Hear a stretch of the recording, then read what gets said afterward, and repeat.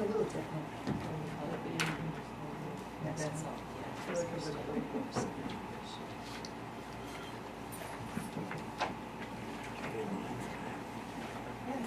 Minutes from the last meeting from the planning and development. Just in case.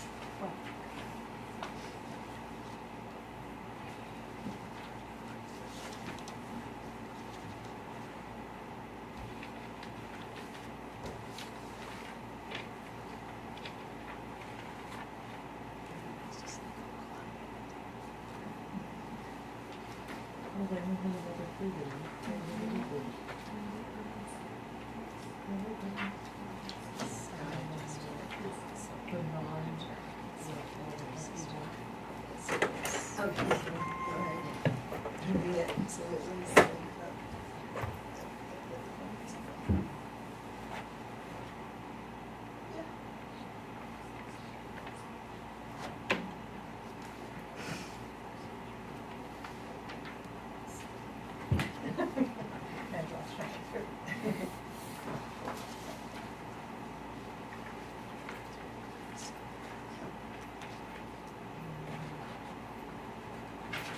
okay.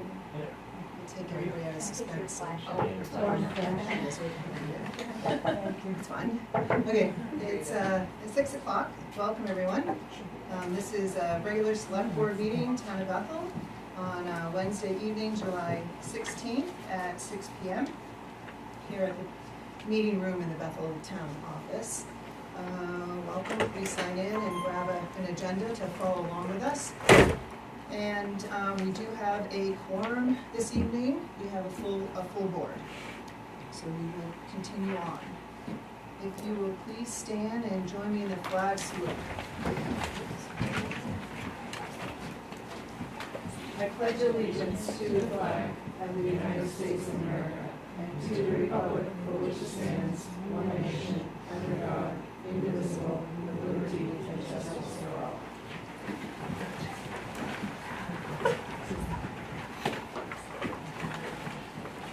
Brings us to adjustments to the agenda, and we have two this evening. We'll vote on them separately. The first one is to add discussion and action to approve a CMP pole permit at the intersection of Elm and High Street.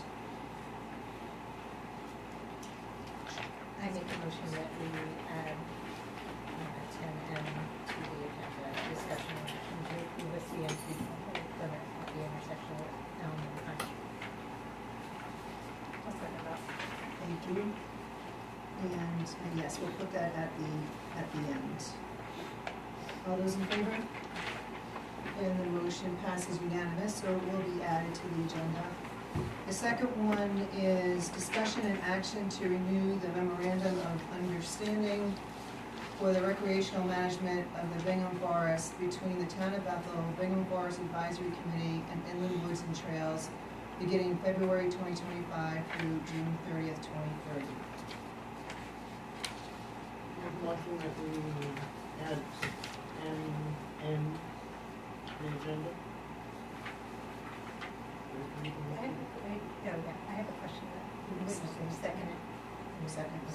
Yep, any question? I was just wondering if we should move it to closer to their discussion of the main transport, so Yeah. they can do both and not have to wait till the end of the agenda? Yeah,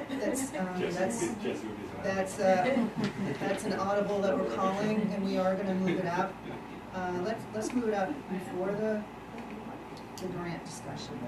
So it will be 10E, and then everything will shift down. Any other questions? Hearing none, all those in favor? And the motion passes unanimous, so it will be added to the agenda. Thank you. A public hearing, we don't have any public hearings this evening. That brings us to public comment. Does anyone have any comments that they would like to share with the board this evening? Okay. Hearing none, we'll continue on, and that brings us to action on the minutes, and this is for June 18th, 2025 meeting.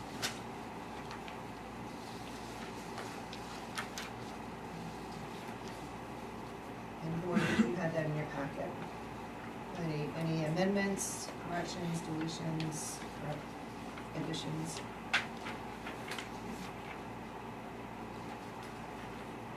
One correction, just my first name is missing the E at the end for 10F and 10J.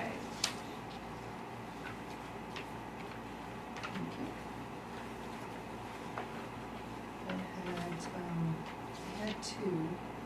One is somewhere near the beginning to put the attendance, list of the board. I think we had everybody in attendance, but to add the attendance, and then number 6, action on the minutes to, looks like we have a motion, but then to put the second and the vote results.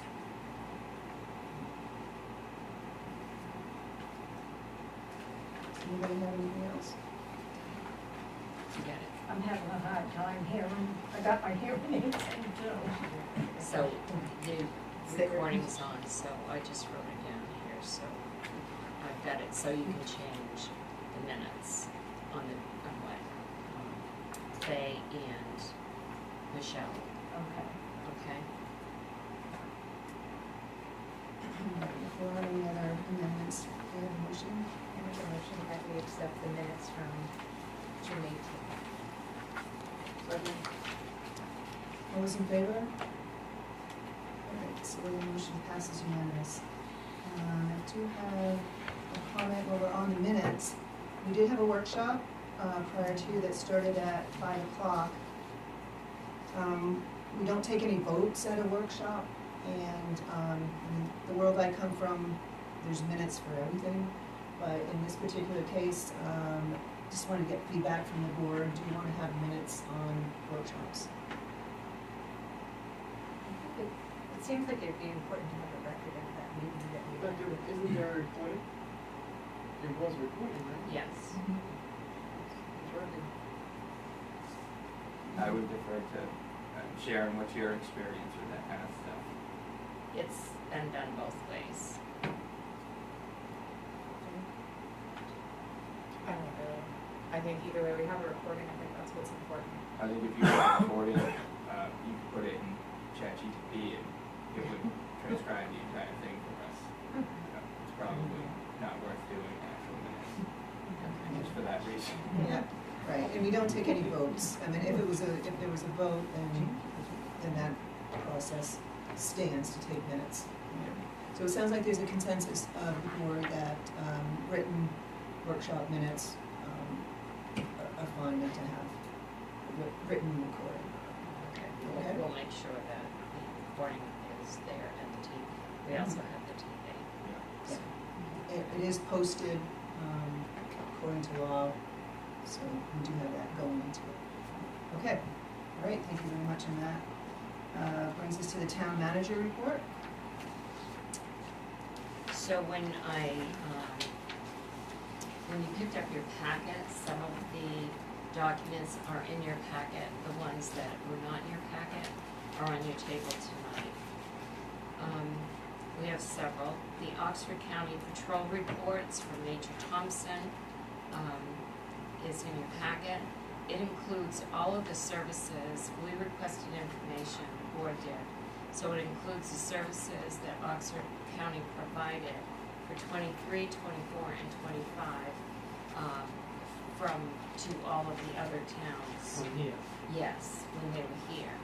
And so that's in your packet. There's also the report for all the June reports and the July activity to date. Quarterly report from Courtney McPherson, the CEO, is in your packet.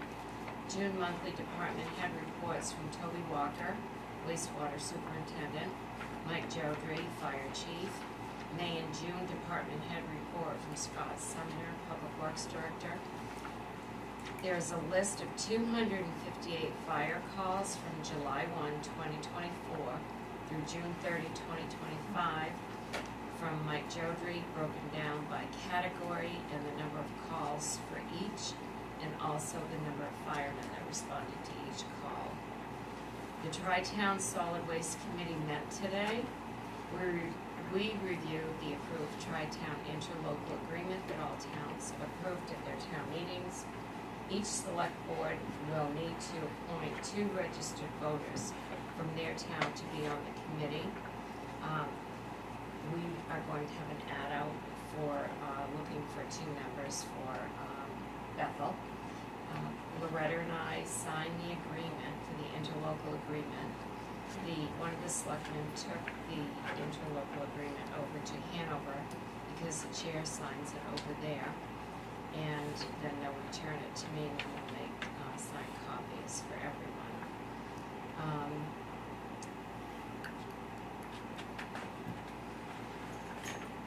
In your packet, I provided you with a copy of the interlocal agreement, the sticker use policy, the transfer station brochure, they're colored, avoided vehicle sticker, and avoided temporary pests. I've marked them void. That way you can see what everyone is going to be getting for new stickers. That each town, well, Hanover is going to have a tutorial done by Tracy. She's going to go to Hanover so that she can update them how to do the stickers. And Loretta and we here started selling the new stickers today. So I could ask a question now about that process or Yeah. do it? I was just wondering, so people already are getting the new stickers and It just started today, so like in Newry, Loretta called me because someone came in to buy a sticker. So she just called to say she sold it first.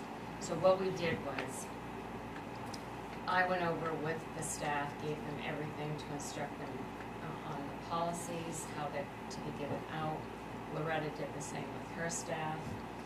Tracy will go to Hanover so she can do a tutorial with them. Scott is going to do with that with the transfer station. We do have an ad that will be in the Citizen next Friday with all of the information. It's going to run for 2 weeks. It's later on here in my report. And so it's going to be on our website, our Facebook site, so that everyone knows that we're now selling the new stickers. I guess a worry I'm having is the employees at the transfer station, are they ready to, because I feel like they're gonna have some confrontation with people who are used to the old way, and are they gonna be really trained to say, no, you can't come in? They're gonna be trained. I'm not looking at seeing a problem. It's going to be new, but they'll have instruction on what to do. It's not set up so that they are going to have a confrontation with anyone. If they run into problems, they can call Scott. Scott can go over, I can go over. We're just gonna take it one day at a time and see how it works so that we can have a smooth transition to this. Is there a phase-in period that might help with the enforcement of it? I mean, if somebody goes tomorrow, he doesn't have their sticker. They don't need a sticker until September 1st, and that's all in the article. We're actually a little bit late starting the process, but it's not meant to say, oh, if you don't have a sticker, you can't come in here.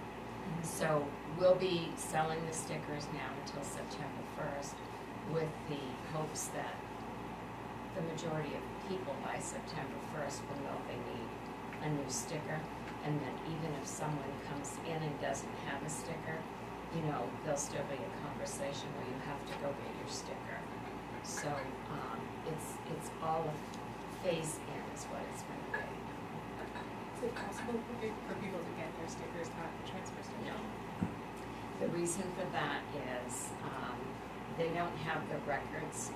When someone wants a sticker, they have to go to the town that they live in because they have to show proof of residency, that they are a Bethel resident, Hanover or Newry, and that's done through their town office.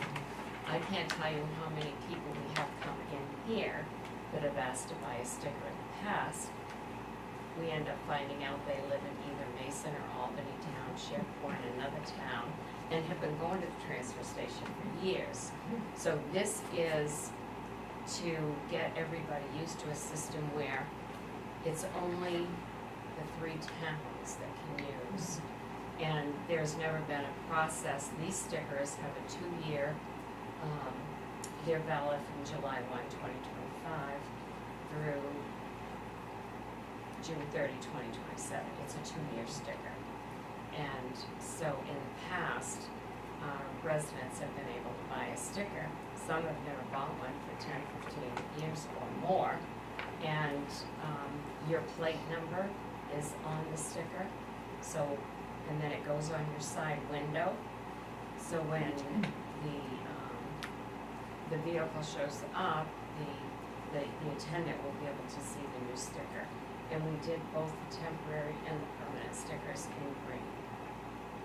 So if, will somebody be like closer to the entrance to check stickers so that people don't get like into the line and then, oh, you don't have a sticker? They won't be refused. No one's gonna be refused. There'll be plenty of time for everyone to receive instruction. And it will be when you go to dump that, I mean, it's not gonna be at the beginning of the line coming in. It's when you go to dump that they'll look at it.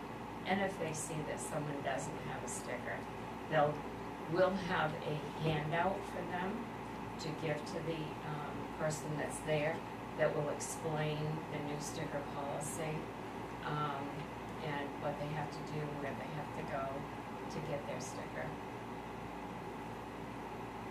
Will there be a time where we do refuse people so that, because we've had stickers all along. We'll look at that after September 1st. Yeah, okay. And at that time.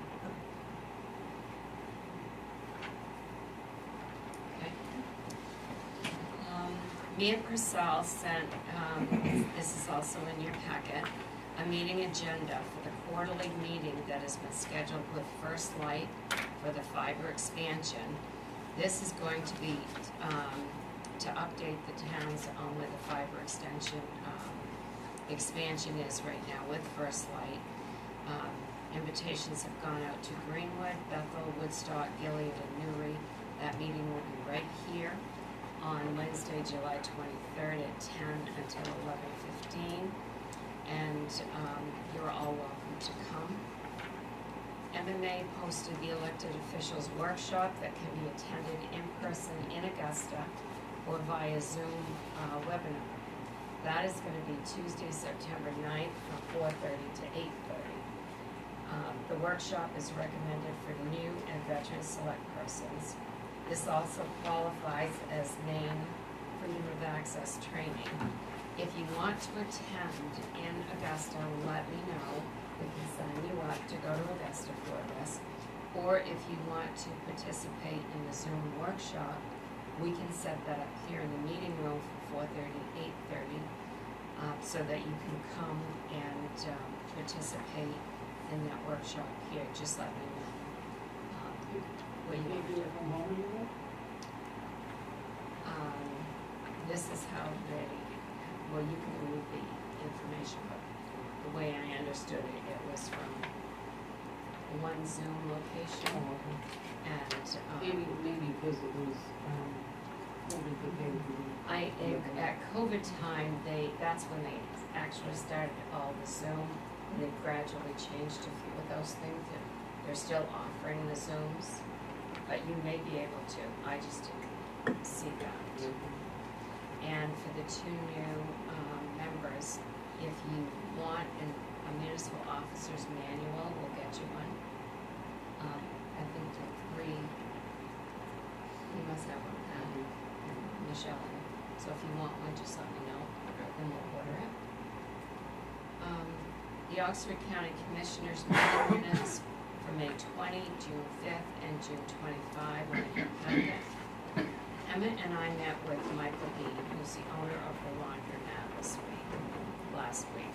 He reviewed a report from the Coin Laundry Association referencing water evaporation noting that 5 to 15% of water is left enclosed and does not go into the sewer system.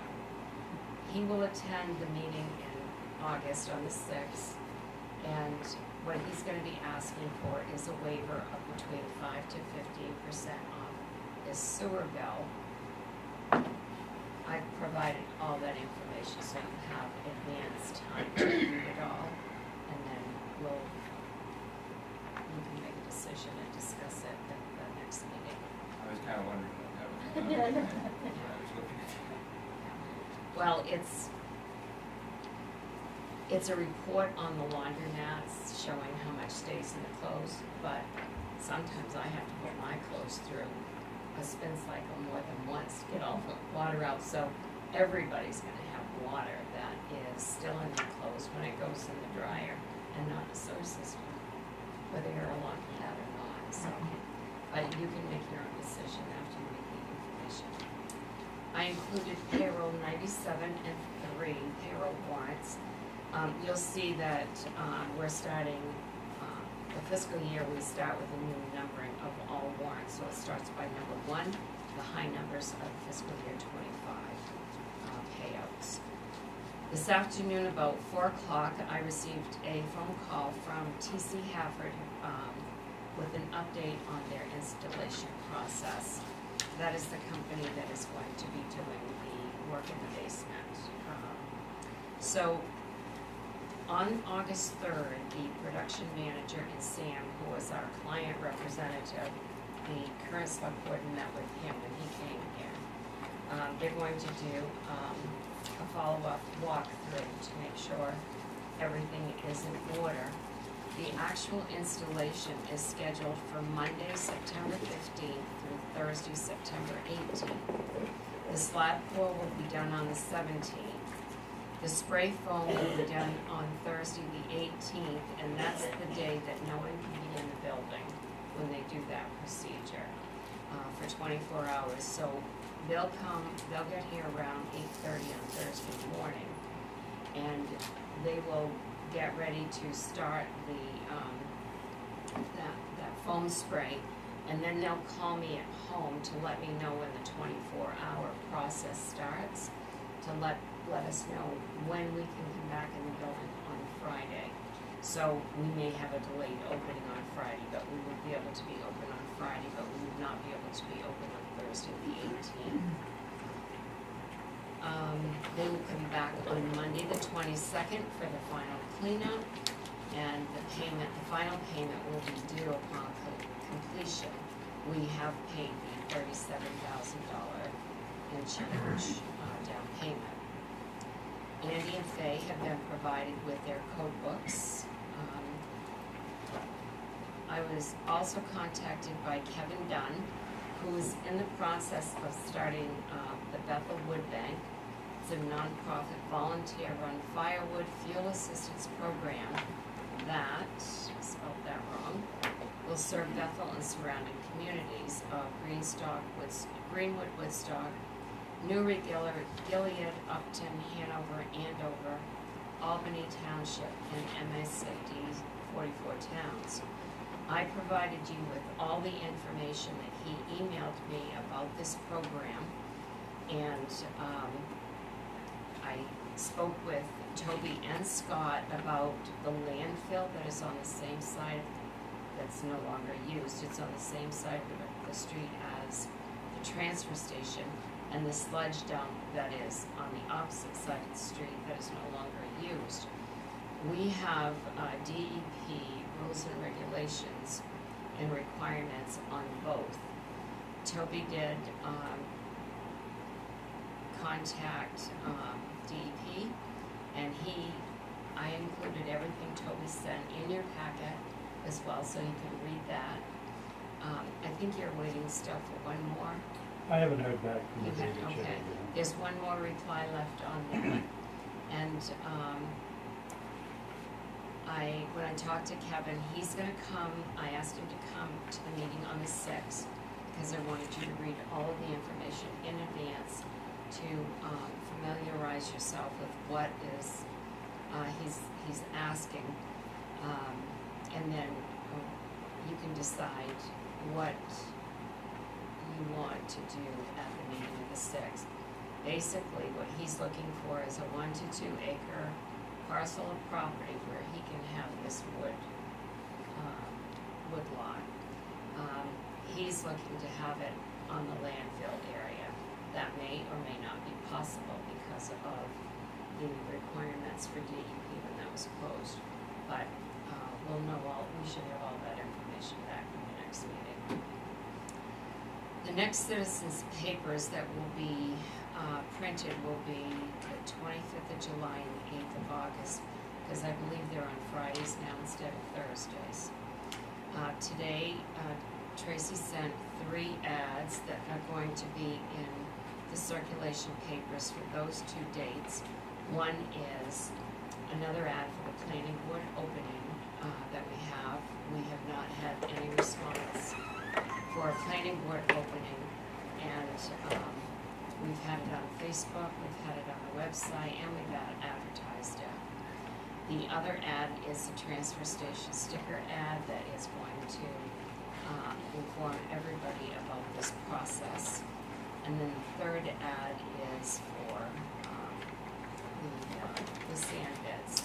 So we have a bidders list that we are going to be sending the sand beds out to. They probably went out this afternoon. The sand beds are going to be due by the 15th of August when they're opened, and then the bids will be awarded on September 3rd at that meeting. Our next meeting will be August 6th, Wednesday, and then the next meeting will be August 19th, which will be a Tuesday. Abby from the Commissioner's Office, I spoke to her this week. She's going to be mailing the caucus letters out next week to the town selectmen in Oxford County concerning the caucus scheduled for Wednesday, August 20th. That's the reason we changed our meeting to the 19th. We will close the front office on Wednesday, July 23rd at noon, so the highway crew can remove all of the desks in the front office, the town clerk's office, and my office. Some will go to the metal pile. One is going to go to Toby's sewer district, so he can have it there. And the Citizen, when they closed, when I met with the main trust representatives, they've left all of the new desks that are out back, and we're going to use those. So they are really nice desks. They gave them to us, they didn't charge us for them. So those are going to be moved into the front office, my office, and the town clerk's office. Monday, July 1st and Tuesday, July 22nd, First Light will be here. They will be installing all of the new phones in all of the departments. So right now we have phones from Spectrum. You weren't here, but we have coverage with Spectrum, GWI, and First Light. All our phone and internet systems are all being transferred over to First Light. We had a considerable savings by doing that. I think I missed something on this report as I was reading one of the other ones. If I didn't update it. Seems like you did. So, I guess that's my report. Thank you, Sharon. Thank you, Sharon. Does anyone from the board have any questions for Sharon? Sharon, on the front page, you said that that Leah is gonna have her meeting here on the 23rd, and you're saying on that page that the 23rd, the front office is gonna be closed, so. At noon time, we're gonna close at noon, the front office at noon time. Nia's coming here with First Light to do the meeting from 10 to 11:15. The code office and Emma's office will still be open with it.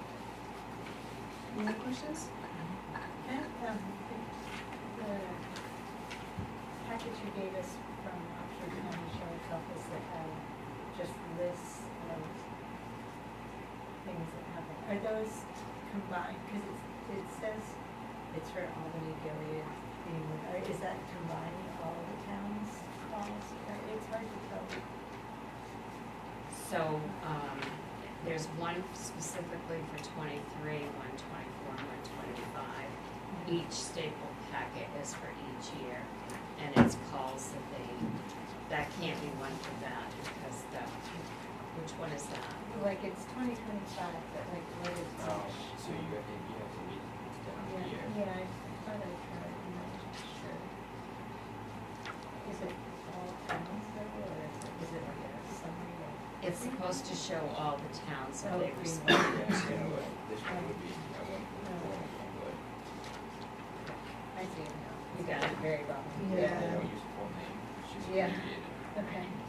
Yeah, it's down, when you look at it, it's down like in the footnote, we say Gilead, Okay. and then you're at the end of the report, there's no, Okay. So when we're looking at this, should we think about how many times the officers who are working for Bethel are being called out of? That's what the report's supposed to show. Is that That's not what that report's showing. That report's just showing showing the the number of calls that they had in each town. And that each town. Right. But We don't know which, where they we come don't know, from. right. They could do that, it's pretty labor intensive for them to sit there and do that, but it can be done. They would have to probably, I'm guessing unless they changed how they did things when I was there, they would have to look at the schedule and run that deputy each day, 365 times, and see, okay, this deputy was assigned for this shift. Where did you can run that deputy and see where they went for calls, but that's the only way to get what you're looking at, I think, which is what we want. We wanna know how many Yeah. times does the contract about the deputy end up Yeah, elsewhere. right. And those, to me, those just look at overall numbers as to how many times they went to each town. Right, they didn't state the location Right. where they went. where they came They, from. right, they Right. just Yeah. stated how many times they went to each town. Right. Yeah. And we don't know which, because most of the time probably is the zone 2 deputy that's going to Woodstock, Mhm. not necessarily Bethel, but sometimes it is the Bethel deputy that's going Right. to Woodstock. Right, with the mutual aid piece. I guess this gives us a start, maybe you can ask them for clarification, and how hard would it be to get mutual aid from Bethel? I mean, at least it gives us a start, and we know how many calls are going in area. Well, it's good for us to compare to Yeah. the towns around us, Yeah, Yeah. to to get, know to get a start, How many Right. calls are going? but it's not giving us the data that we really specific. need. And are we, you may be able to do this, I know like on all the reports it says what time the officer was called for a certain, incident, but is there a way to know, no, it actually, is it when they're called, the time that's on that? Or is that when they arrive at the? Well, if you look at the reports that he does for, like, look at your July and June Yeah. report, it does No. show the times that they were here going on these calls. Is that what you're asking? Is that the time they receive the call to go to whatever is happening? Yes. And do we know is there ever a record of when they arrive? Yes. Can we get that information? Is that hard to get? Like, if we know, like. I how think we long- asked him, Yeah. what the call time is, 10 minutes, 20 minutes, 40 minutes, but I think they have it. It's, I think it's a little more in-depth, for them to get. We could ask them if they can do maybe next month or this month, if they can put the call times. I mean, it's intuitive, if they're here, call time's gonna be whatever you can get from one end of Bethel, if Yeah, there's that. I know, I think it would be interesting to see if we had a rough number of what is like the maximum time it would take to respond for the greatest distance of Bethel, and just see how the response times are, and get a sense of whether they were here or maybe somewhere else. There's that, but the point of information that was asked, we're getting a little off topic here, Yeah. but just to kind of close that loop, the purpose of asking what the calls were from our neighboring towns is to get a sense of what mutual aid is coming out of Bethel, which we don't have specific, but it gives us a general idea and how that relates to cost. Kind of what I'm thinking is we pay for a deputy, we're in an outpost, a western outpost, and if there's so many calls going to Newry, going to Greenwood, because there's an outpost here in Bethel, there aren't any other mutual law enforcement around here.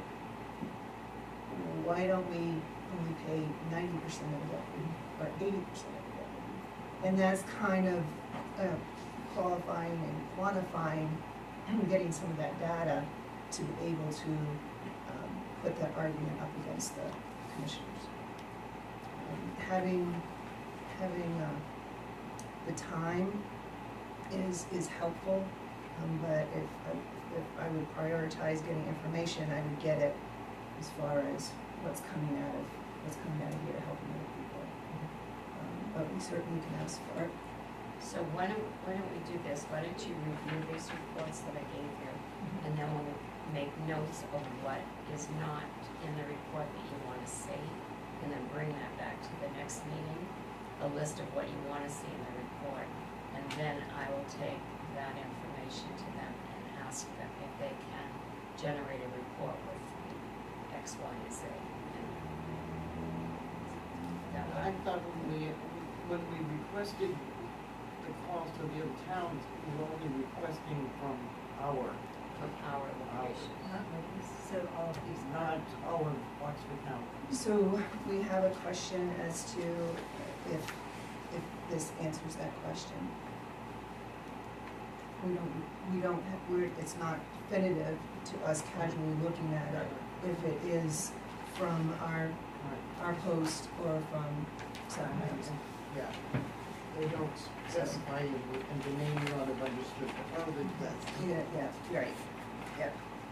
Could that be clarified via email before we review this, just to understand exactly what we're looking at? Well, I'm gonna send Dana an email, and I'm gonna ask him if these reports are mutual aid being provided to these other towns from off of the deputies that are right here in Bethel. And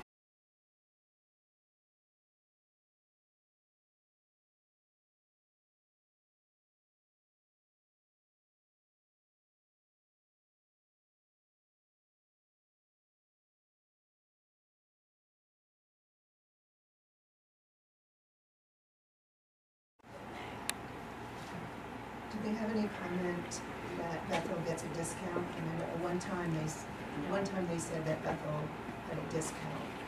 There's Did no, they mention anything like that? there's no discount. I did talk to them about that, Scott and I had a conference call with both Chris and Talia, and then I had follow-up calls after they agreed to extend this for a year at the same disposal fee. But there's no discounted fees for the current customers. The rates that they are at is similar to what we charge other towns. And so we'll look prior to next June as far as coming up with this is an extension, so we'll start over again. Yes, That's true. there needs to be more conversation. Yeah. I'm curious why, if they have all this breakdown of the towns and all the dumpsters and everything, why can't they build towns individually? Well, that would probably cost us more because it's more administrative work on their part. The facility is Bethel's, so they've always billed Bethel for the transfer station service and separately for the curbside service. And then we in turn have to bill Newry and Hanover. Are you asking for the offsite pad? Well, she said that there's a breakdown of all the dumpsters and all the curbsides for the different towns, so my question was, why can't they build all those breakdowns to those towns? So for the curbside, bill Yes. Newry and Hanover and Bethel. Yeah, so they're not, No, they're gonna send us the one bill. we're gonna get the one bill. Like we always have, and then what we did in the interlocal agreement, we did increase the administrative fee that the towns pay us for having to bill them. Yeah, probably in the past it was easier because we were paying everything for the transfer station, but now that it's just equipment. These are ongoing conversations we can have with Yeah, them if, yeah. you know, if this is continued next Yeah. fiscal year. I was thinking that the offsite is going to be billed directly to the town, since they can, so it's not. It'll be their same billing system. Okay. So, any other questions for Sharon on this? We did vote last meeting, and, so I don't think we have to vote on it again. And if there's, no further questions, we'll move on.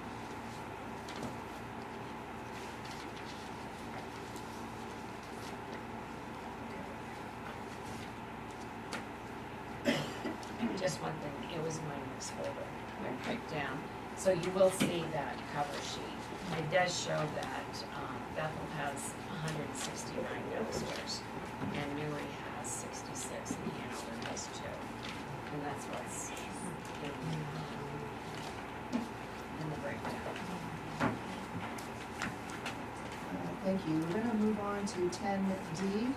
Action to approve renewal on-premises beer, wine, and spirits license for Gourmet in a Pinch for Paul Legault, 164 Maple Road. You do have that in the packet. A quick question before action. Did, I'll provide a written request to Yes. waive the public hearing. Yes, you do. And you have that in your files. Yes, I do. Okay. It's the wish of the board. I have a question on it. This, I don't know that it really matters, but, on 22, this number 80908, is that like a gross income, or what is that number? On oh, Yeah, on his application. It's Yeah. we don't see. Gross food income. So I guess then my other question would be, why on 24 did they say they don't have a food menu? Is it the cater? The cater. Yeah, they're on premise, So no menu? but they're qualified Okay, catering service. I was just curious, that kind of, was like, why is there a food income but no menu? Any other questions before motion? Do we have anything for the wedding barn as far as entertainment or anything? I don't have the list of the businesses that, I mean, this is operated on wedding barn. Does the wedding barn itself have a permit for Entertainment. I can't answer that question. It may not be due at the same time that the liquor license renewal is due. I mean, There is a list that shows, everyone who has an entertainment, not right, everyone and I who has a didn't get liquor mine out, but license. why would the liquor license not be under the wedding barn? That's where it's served. Because it's the operator. Couple of feet.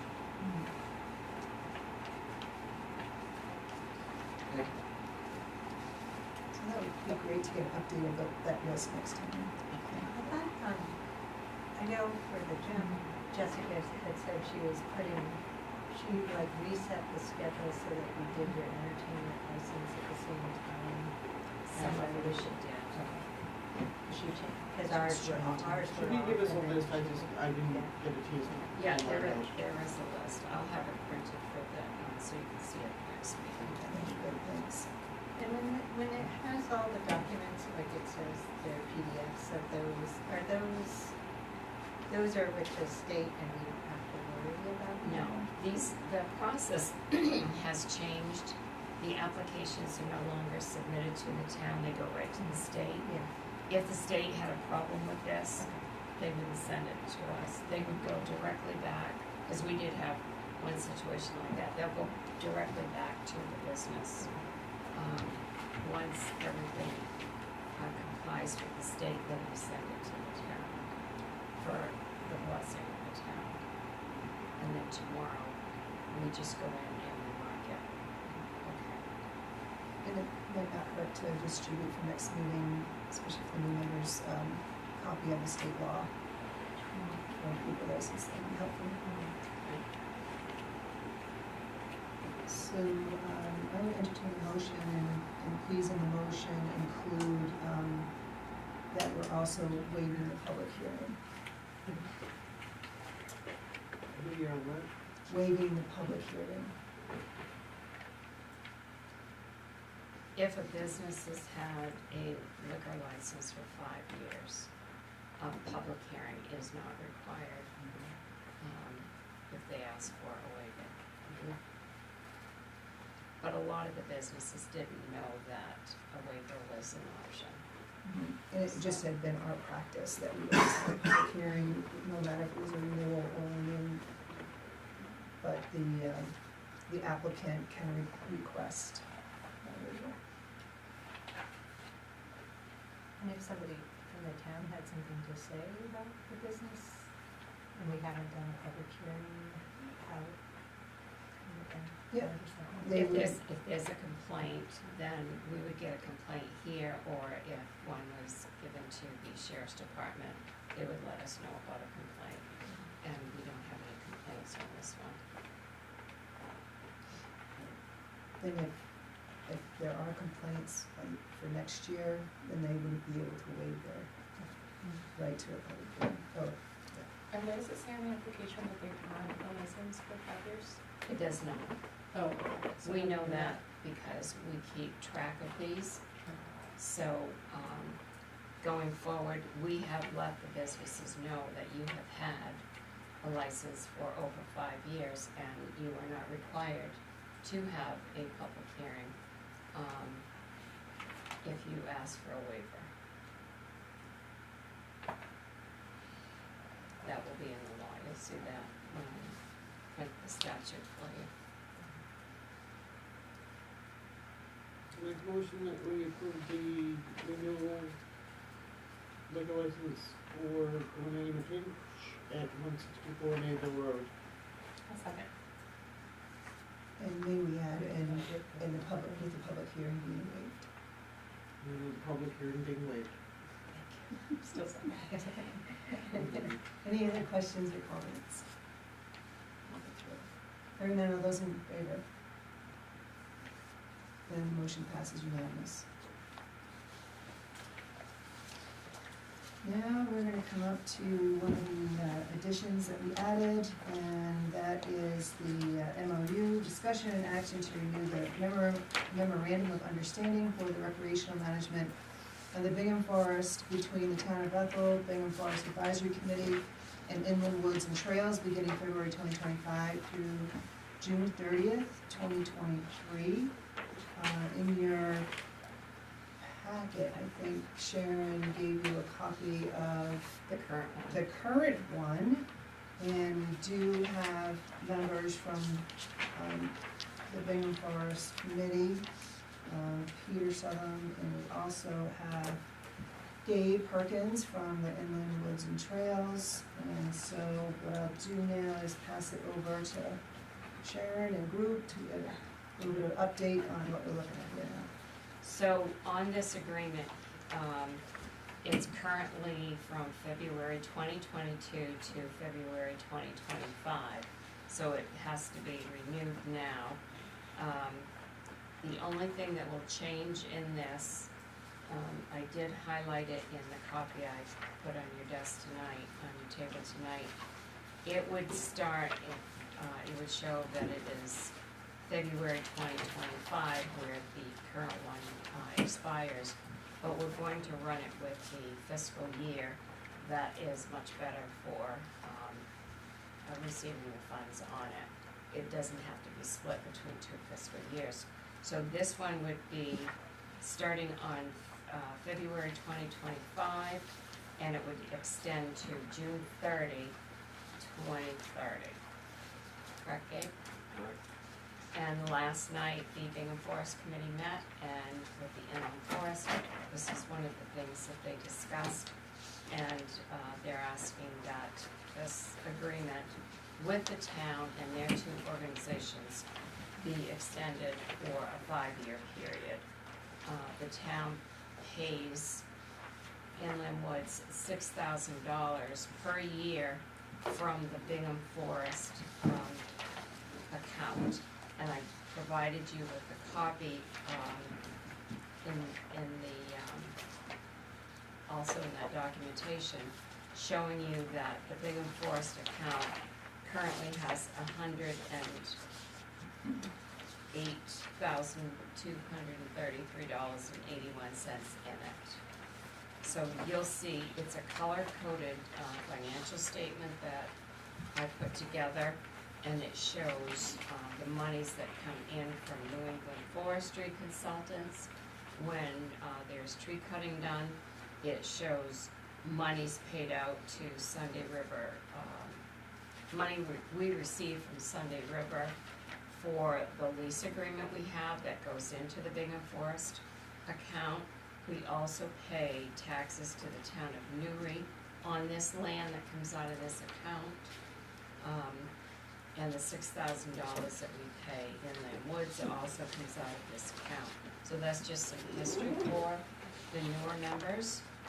And so Gabe and Peter, do you want to talk about the MOU? You know, from our seat, nothing changes, it just is, adds 2 years to the agreement. We've served as the rec manager for the forest for 11 years. It's just continuing the business of creating a community or a town outside. So they basically take care of the Bingham Forest. On the rec side. On the rec On the rec side. side, yes. That's what Ned and the That's New what England this Forestry is, yeah. Consultants do on the forestry Yeah. side.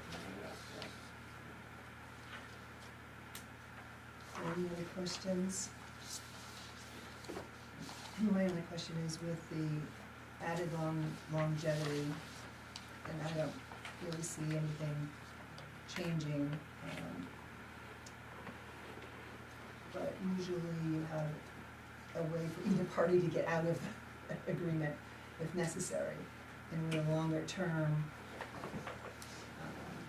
that would be my only thought, was to put in some sort of notation that either party can get out of it with a 30-day notice or 60-day notice or something like that.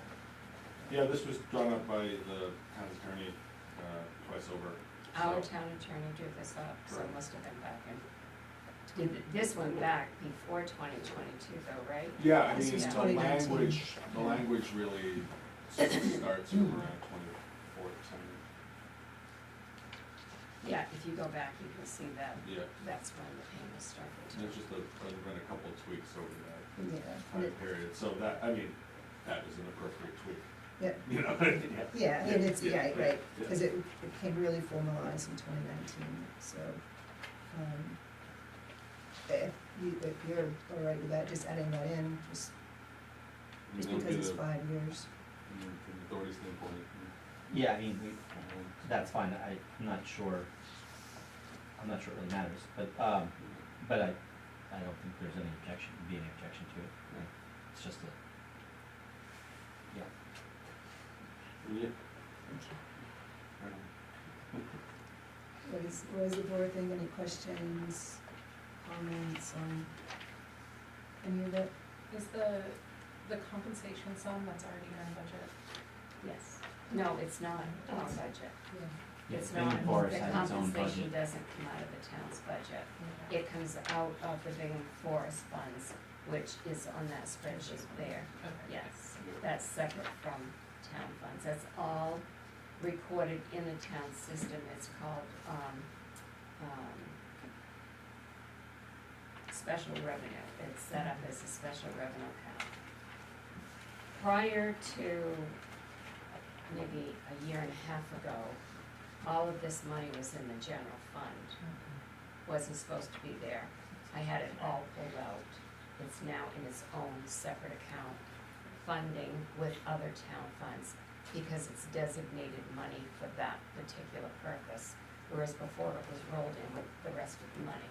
So that's one of the accounts that the auditors pulled and separated, because it has to be by itself. So I do that spreadsheet there, but I can also pull a report to show how much money is in that, and you'll see those numbers in the audit as well. Right, and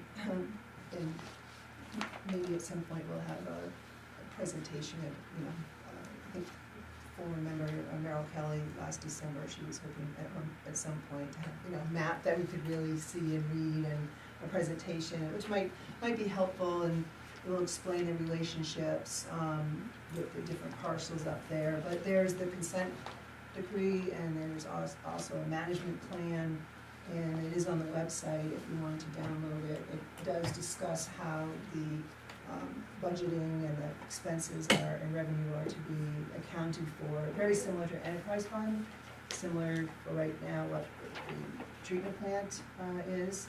And then, of course, it can go to the town and ask for more money, but it's, and we hadn't had a reconciliation of that until elections, about a year and a half ago.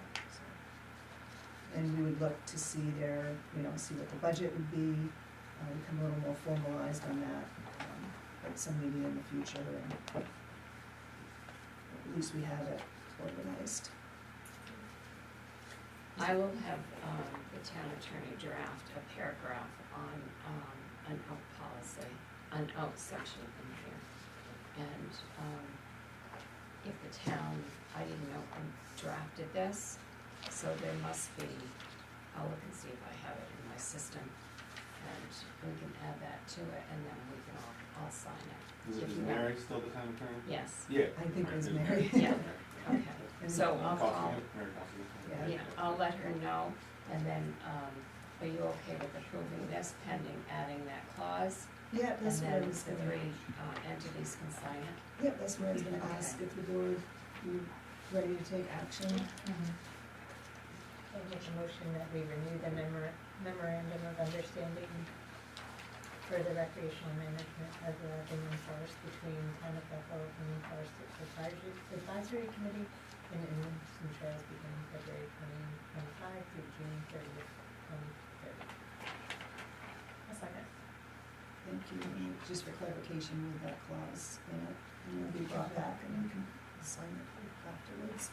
Any other questions or comments on this? Hearing none, all those in favor? And the motion passes unanimous. Thank you for that. That brings us to discussion and action to approve the town to apply for a $250,000 Main Trails Program, or MTP, grant on behalf of the Bingham Forest Advisory Committee.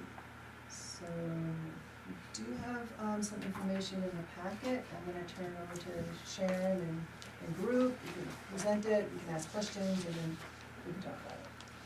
Gabe came to see me a couple of weeks ago to tell me about this grant opportunity that they would be willing to write for the Bingham Forest under the town's umbrella.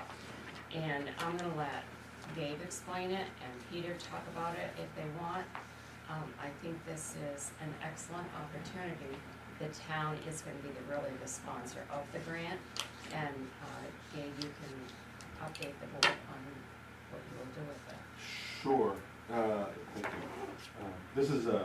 This program is essentially an update of what's called the Recreational Trails Program, which has existed in this state for 30 years or so. And Inland Woods and Trails has authored 3 successful RTP, like College Art Recreational Trails Program grants, in its history on behalf of the town. Pathway extension, another pathway extension, and then there's a third one, I can't recall. But and Telstar, that was the third one, not the town, but Telstar, which we're working on. finishing that up starting next week. So now there's a new state dedicated fund, $7.5 million a year that goes towards recreational trail development, towns, nonprofits, and the like can apply for this funding. It's a competitive grant program. First time they've done it, right? So, and I'm on the scoring committee too at the state level, which is helpful. I don't get to score this one, unfortunately. So we're not sure how many applications we're going to get across the state, but it's a tremendous opportunity for rec development in this state and in this town, and it's only requires a 10% match, which you just heard the financial report from the Bethel Forest Authority. You know, it's nice to have a recreation manager in the Bethel Forest. Thank you for having us do that for another 5 years. It's also nice to manage some recreation, and this would implement that in part. These are shared use trails, the plan that you have before you for bicycling, walking, snowshoeing, and it also improves a short segment of snowmobile trail, community access trail. So it kind of hits a lot of buckets because the funding program is for motorized, non-motorized, and then diverse, which includes both. And that's the biggest bucket of funds available each year. About 50% of grant funds would go towards diverse projects with this would count as. So we're happy to do this. You will be competing. We will be competing against ourselves. We're also doing the Inland Woods and Trails application for a project in Rockford. But this is one way the soft sticks make for trails. We are silly enough to do it. And the map that you probably have in front of you about sort of what the, yours is different than theirs. They've got color. They sent you black and white. Oh, you got a black and white one. Oh, Here, take this one. anyway, yeah, so that came from, 2 years ago, there was a fairly large, we had another, Inland Woods and Trails had another grant with the International Mountain Bike Association that generated a trail plan for the community forest and the Bingham Forest together. And this would be implementing building part of that out. Which this body approved the Right, authorization of that plan in yeah. January 2023, and then also subsequently approved spending on trail infrastructure last year. Right. So this is a continuation of those two things. Yeah, so that's where that map and those trail design, they're designed by the International Mountain Bike Association. Yeah. And I think that was about $20,000 grant just to get the design work done. Yeah, and then they came back and did the on-the-ground design work, and that was $50,000 grant that they received, that they brought their crew and did the work for us based on what we told them we thought would make sense between the Bingham Forest and the community forest. So, yeah. What's done and what's not done? What's done on that map is very little. There is a dashed, there's a dashed line, it's in here, barely faint up on the northeast corner, just below where it says focus area. That's the hiking trail that we've started construction on and is essentially done to the top of W.H.A.T that's under the river. And there's a hiking trail in the middle of the property as well that goes up the Challenge Road. Those are the only two trails that are available. I don't think they're done, but that's just me. We've built them. There's always stuff to fix. So there's not much infrastructure from a recreation standpoint in the Bingham Forest besides those two hiking trails and the snowmobile trail that goes through at this point. This would effectively, double the mileage. So this is essentially the plan, the blue. Correct, the blue, pieces. yep, and blue is color coded just like skiing, so it's an intermediate level trail for walking, biking, snowshoeing. And of the blue, this would build out all the blue, or? Not all the blue that you showed, just the blue in the amorphous yellow outlined blob that's on your map. Do you see that? Yeah. It's like a heart. Within there, which on the map seems like a lot. Yeah, it's about 5 miles. 2.4.96. That's helpful, thank you. Yeah. You know, there, I will have to pester town employees to get certain things along the way, but Maybe document scavenger hunt. document scavenging hunt, signing things, you know, well, It's due in September, right? it's due the end of September. End of The reason we're asking now is that you have to get clearance letters through Maine Natural Areas Program, Department of Inland Fisheries and Wildlife, and then the State Historic Preservation Office.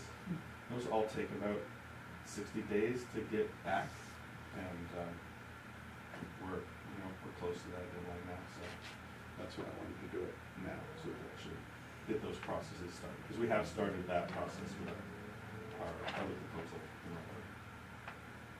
Timing's good. How long is the grant period? You,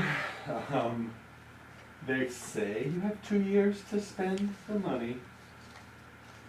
You can make it last for 3. You can get reimbursed, it's 25% upfront cost and it's a reimbursement grant, right? So you can get reimbursed 3 times over the course of the grant, so we can stack that in. And is that the timeline you're looking to fit into, 2 years? 2 years for sure. Yeah, that is the ideal timeline. That will depend on whether it's Inland Woods and Trails building a portion of that, or a contractor that's hired. That would be the expectation, or a combination of both is probably the likely outcome there. Because we want to be able to apply again, right? And you can't apply again until you've expended your original grant. There's only 4 years of funding, so in my mind, the race is on. Is there any permitting that DEP will require? I mean, there's slope there and such. So yeah, that's what Maine Natural Areas Program, IFNW, and the Historic Preservation Office, they send you send a map with the locations, and then they will send a report giving you best management practices, or look out for this, or in some cases, don't build here because X, Y, and Z shows up. Move it somewhere else. So that's why. So perhaps. Something along. Alright, so perhaps there might have to be some permitting. Alright, so we'll. I don't know about perhaps. Right. Perhaps, okay, but they'll advise. Yeah. People want to help too. Yeah. Yeah. Yeah, just wanna watch the slope and the water. It's Yeah. all about Yeah. water, really. Yeah. That's why we have the property in the first place. Yes, exactly. Yeah, the Exactly. cool irony is we care a lot about water because water is people really Exactly, care about. it's like- And so, in the woods, will you be kind of the quality control for the Yep. public? Yep. So in your role Yep. as the rec manager and also working on this, you'll give us reports and. Yeah, happy to do maps, happy to give you a tour, I think a tour and a map and something in the annual report about the Binghamton Forest. It's probably high time to do those 3 things. We'd be happy to. And we've got, side-by-side ATVs, we can take on a tour, you can drive 2 miles into the property now, thanks to the logging, like there's a lot of opportunity to see this town asset. Anytime. I mean, it's literally, And it's a 10% match, so it's the 250 plus 25. Correct. from the town. Yep. Okay. So it'll be a $275,000 total proposal. Questions? Any more questions from the board? All right, so what are your thoughts, comments? Any action? I think it sounds great. It Yeah. sounds like a really good resource. Mountain biking is clearly becoming a thing here more and more, so it seems like a good thing to invest in. We like it when the trail's 60 inches wide or greater for rescue purposes. I know you do. I literally know that. Yeah, that's right. That's right. At least the quarters. And what's great about the Binghamton Forest, right? It came ready baked with 13 miles of pretty good woods roads. So easy access for search and rescue to as many points as possible. We'll try to keep a bunch of those open. And we will, when there's more infrastructure, that's something we're going on, but that's just a simple part. Yeah. Just don't remember the topic. Alright, I'll make a motion to approve the town to apply for a $250,000 name insurance program grant on behalf of the Women Forest Advisory Committee. Second. Any other comments or thoughts, questions? Hearing none, all those in favor? And the motion passes unanimous. At some point, we probably wanna have a vote, maybe we have it at the next meeting, that, for that 25K, for them to, To use that? yeah. That probably should be included in this, so that, Yeah. Yeah. So you wanna amend it, just make another Okay. one. Um, Just make another one. So I'm going to move that we approve the town to apply for, should I just say 275 or should I break it down? Do you break it down? To apply for $250,000 name trails program grant on behalf of the Women Forest Authority and another $25,000 from the Women Forest account, or the Funds, fund. yes, that's good. To be used as To be used as a To match. be used as a 10% match. match. We'll get that written in the motion. Okay, we have the motion, I'll second. and you'll second that. Okay, is everyone clear on what the motion is now? All right, all those in favor? And the motion passes unanimous. Thank you. Thank you. Yeah, thank you guys. Can I keep this one? Yes, you can. Sorry. No, that's all right. Keep this for now. We're gonna, continue on, so all this kind of moved down, F, G. So the new 10G, which is discussion and action to approve the Conservation Commission to apply for a community resilience grant. And, same here, it's, here's some feedback from the committee, Ian's here, Sarah's here, Sharon, ask some questions, and then the board can discuss. I think I was gonna. It's okay, yeah. I'm not really sure. The Conservation Commission has been working on, well, we helped wrap up the first community resilience grant that Merrill applied for in 2022, so we did help wrap that up and got all those reports in, and we, and as part of that grant, we had an energy audit done of all 6 town buildings by John Snow, and he came at the end of October and did the energy audits and then wrote a report for us. And in that report, it did show that it didn't include, in the table I'm talking about right now, it didn't include the wastewater treatment plant, but 3 out of our other 5 town buildings were above average in the dollars per square foot for electricity and thermal. So that was something that we found. And then he also gave a list of recommendations, I think there were 6, but the first 2 were to buy lower cost renewable electricity and install solar PV systems, and also install high efficiency electric heating, cooling, and domestic hot water systems. And his 6th recommendation was to leverage state grants. And then we talked to the board, and they recommended that we come up with before applying for another community resilience grant, to come up with a 5-year energy plan. And I mean, it's not completely done, but we did work with 2 University of Maine students in the economics department, and they did a cost benefit analysis of the data that John Snow collected for the energy audit, and they presented to the select board at the end of May. And their report also really recommended for us to think about solar energy to help with with our electricity consumption, and just, they talked a lot about how electricity prices have varied recently, and so we're sort of always in this uncertain, we're uncertain about what our electric bills are gonna be year to year. And then they did do a, roadmap, which was, if you still have a copy of that, it was like right on the front, but, right now in 2025, 100% of our electricity is coming from the CMP grid, and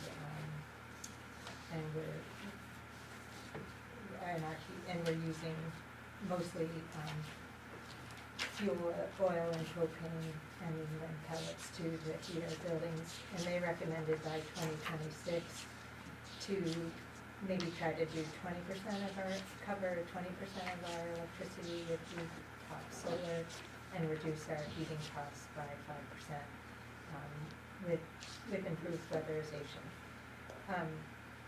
So right now we haven't re-enrolled in the Community Resilience Partnership, so we do need to do that before applying for the grant, but we'd like to do that, and so we're coming to you to ask if we can re-enroll in the partnership grant, in the partnership, and then apply for round 6 of the Community Resilience Partnership Grant, which is due August 29th, and it's for, if it's an individual community, it's for $75,000. And so we have been talking with Sharon, and we have, from I think our last meeting, we have the estimate given by Field Electric for putting in the heat pumps into the Colbrook building. It was gonna cost $48,809 or $10. So we'd like to use part of this, when, if we get permission to apply, to use part of the $75,000 to cover that, so roughly $50,000 for the heat pumps. And then we'd like to try to use $25,000 to set up a solar array on a town facility. We don't have a specific idea yet of which building. Maybe that would have to get worked out. But we think it could be a good way for the town to try that. You know, people may be hesitant to try solar panels, but this would be completely covered by the grant. You know, we wouldn't spend more than that amount, and then we could see how it affects our electricity bill for the town, and see if there is significant change or not. When you do the grant, there is this list of community actions that it's pages and pages long. That's part of the re-enrollment process, is you have to go through all the community actions and say where your town fits in these, but you have to choose one or two of those actions, or more, I guess. We're gonna choose them 2, but one would be modernize main buildings. So that's section B, and it's number 5, which is install heat pump or VRF system for heating, cooling. So that's one action that we'd like to apply for, and then the other one would be section C, which is transition to clean energy, and then the particular one is C10, which is install renewable energy projects, solar, wind, etc., on municipal property. And so we would be looking to do a $25,000 solar installation. And so we're coming to you for permission to apply for the grant. I don't know if you guys have anything else to add. You said more than I was gonna. That was really good. I'm sorry, I didn't mention your name. I'm part of the committee. This is Karen. Karen, right. Karen's the one Yeah, who sorry. set up the whole thing with the University of Maine students. Was there another piece that you're working on? Oh, yeah, Is right, it- I didn't mention that. We got the technical grant. EEPRC Technical Assistance Award, and that That is also doing an energy audit again. They chose 2 buildings in the town. They did the coal block building and the town garage. And they have come and done audit, and this time they included a blower door test. We haven't received any information back from them. I did reach out to see if they would be able to give us any insight into what we may need to work on before this grant, but it sounds like all the towns are applying for this grant, so it may be hard to get specifics, but they said they may be able to give us a few ideas. And I just through that grant, we'll also have energy tracking. Okay. We have access to their energy tracking system, which would help us then monitor, I think, solar installation or other heat pumps. What's the effect of this and how do we track it so we can report that back out to the town? Any other questions on this? So there's no match with this money. And the heat pumps, we did have, Field Electric come in. The first time they did, an estimate of just heat pumps for cooling. And, also getting matching from, Efficiency Maine. And we didn't qualify for a lot of money just by doing, cooling for heat pumps. And then when that round closed, then the state opened up another round that offered a better program if you applied for heat pumps for cooling and heating. So Field Electric redid the bid because you had to have units in different areas. And that was one of the reasons that the bid came in so much higher. And what they're waiting for right now is they're estimating that with Efficiency Maine, we'll get about $12,000 to cover in that, because the bid actually was about $60,000. And the requirements in just a year's time increased the amount, and of course, doing the heating and cooling increased the cost of it too. But this would be a perfect opportunity to be able to use this money for the heat pumps for this building, to provide cooling and heating. We could get rid of all of the air conditioners for one thing, which don't really work well in this type of a building, and then we would have a backup heating source. And how many heat pumps are you talking? Without looking at the bid, I couldn't answer that right now. I know Sarah's got that in front of her, but it's whatever they felt, what they quoted the number of units that were required for this building. And they said one of the challenges was because of how the building is set up. So the 48 was less the efficiency. It was, yes, it was Time less shelter. the money that we would be provided. And do we know, I mean, it does say that this rebate is not guaranteed, but do we have a Right. sense of it, if it's fairly well guaranteed? So that's why he put that in there, because he felt that that was what we would get. And when they did the one and gave me the estimate, when it was just the cooling, he was pretty close to the number that he thought it would be just for me. And they would still give that even if we're using grant money to pay for it? Yes, Okay. yes. The money That's source good. doesn't, the money source That's doesn't good. matter. Yeah. And I mean, I did budget money, but if we can get a grant to pay for this rather than using money that we budgeted, that's always better. And because there's no match, it's even better. And who was the company that you had the estimate from? Field Electric. And See- we only had one estimate done? When you work with Efficiency Maine, you have to work with the companies that they partner with. Qualified And- vendors. Yeah, so there were several vendors that we had for a vendors list for companies that do this. Field Electric was the only one on it. So we couldn't get an estimate to qualify for efficiency main unless they were on efficiency main's qualified list. So that's why we went with Field Electric. Okay, because I just had someone put in my house and I thought, I was told that it didn't, the price was the same for, you paid the same if you got just the AC as you would for the AC and the heat. So that's why I'm wondering why the price went up so much. Well, it wasn't just, the price did go up because we had to have more units because of the heating. With the cooling, they kinda like split half of the building and half of the building, but then he ended up having to, break it down differently for the heating portion of it.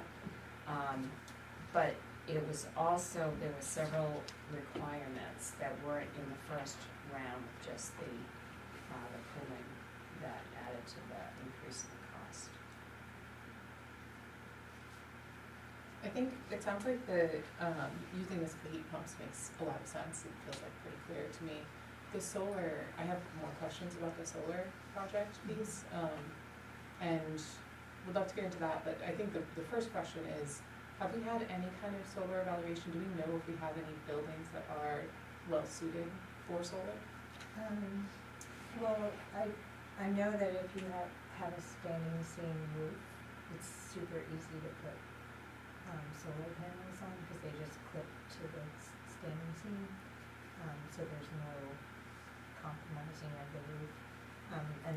And I think you said this. I mean, so there are possibilities. The firehouse has standing seam. This new roof may be standing seam. Is that correct? I believe that's what it's on the. When they do the new roof, yes. Yeah. I mean, so they're. If it was me personally, that's what I would do. But I mean, it's not like. And they're oriented south. Okay, yeah. Yeah, they're oriented. They're well situated. If you're at the fire station, the roof over the walkway where you would go in, that's facing directly south. This is actually facing pretty much directly south. I think in the conversations, they're looking at probably starting with the fire station roof first. Yeah, and so we have reached out to Revision Energy, who does solar installations, to see if they can tell us if the system is possible for that. So we're waiting to hear on that. Is that an answer you think you'll be able to get before this grant deadline? Yeah. Yeah, we're gonna have to. Yeah, Yeah. we have to, because I think you have to prove that, like, how much you're gonna spend. Yeah. Yeah, they're pretty picky about, because when Merrill did it, we had a little bit of a hard time wrapping it up because we couldn't use the money for anything else that we. Whatever you put in the grant, it has to be used for that. Mhm. And we did have a few challenges when, we wanted to like substitute some of the uses and it was no. But also if you don't use, let's say 25 of this is written for the solar and you end up not using the solar or can't use it, that money can go back if it's not gonna be used for that project. So, and there's no problem if that happens. But it's being able to apply for it. If everything comes together, then the money is there to use it. And there is a huge list of community actions, so if you all want a copy of it, I can share. I mean, if there are other things that you want. Other priorities, we can consider it. We don't have a whole lot of time, but. Sort of along the same lines as Faye, that heat pumps is, and I don't know, we had talked about heat pumps in some of the other buildings, so I don't know if we could even increase the heat pump piece with this, but yeah, I have a little more questions about the solar, how it's gonna work. I was looking forward to seeing more on the 5-year plan. The new solar was part of it, and of course, I have interest in alternative energy anyway, but I'm a little bit more skeptical on the solar pieces. So yeah, for me, I'd be interested. I took a quick glance online about the other pieces. There may be some other pieces that could fit in instead of solar at this time. Maybe that's something to work towards in the future. I think also with this particular grant, it's a minimum, the awards that they look to give out are a minimum of 5 and a maximum of 75. So if we walked a path with just heat pumps, maybe we could do 50. But for right now, I'm comfortable going ahead with the heat pumps and maybe take a little bit of a more of a look for our next meeting to see if there's another piece that we could include, while we still kind of work on the solar piece. I mean, I don't know, I'm just trying to look through some of the electricity bills, I'm not sure if they're even one of the buildings that has the most electricity usage. I'm Oh, not but sure. it doesn't have, so the solar, it just will contribute, To the it grid. doesn't have, right. Yeah. So it does not, It'll just reduce the entire town's electric bill. You can. Doesn't have to apply directly to that building. Yeah. It can go to the Just, town's bill.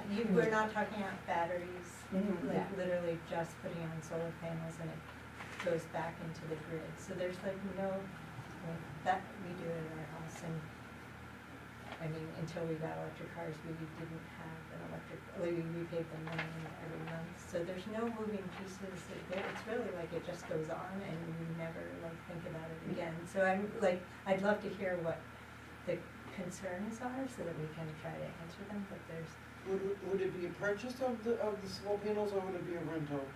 What do you purchase? I think you could. Purchase. Yeah, and they're usually guaranteed or for 20, I mean, the life of a solar panel is 25 years. So for the 25,000, do we have any idea of how many panels we would have? Well, I recently had panels put on, and it was about $1,100 per panel. And it was getting, they were rated at 410 kilowatts, but you only get like 80% of it, so it was like 380, somewhere around 360, 380 kilowatts. So that was last year. that I had Beneficient to put on. me gives you rebate on those? No, they don't. You're probably looking at between 20 and 25 panels, Yeah, Yeah, is what I would guess. so it's, yeah, that's what I guessed. Based on, yeah. Commercial, industrial versus residential. I think it would probably be the same. no, it's the No, same, it's all the same. it's all the same. Yeah, they just put more, I mean, they have, Right. they have I had 450s, they were $1,600 a piece, so maybe a little bit bigger panel, would have been more money. But it was 20 panels. So it's gonna be more than one building? No. Not no, necessarily. They're not. Really? Not Yeah. yet. That many on one building? On the fire station, I don't think so, yeah. I have 20. And I have 20 on mine, and my roof size is much smaller. I'm sure, like, if they did this roof here, I don't know what their Okay. obstacles, but I'm sure they can put 100 or. Well, and the other thing is that, let's say that they set it up, they can plan it for something larger, but only put on 20, let's say the 20, and then they can expand it very easily.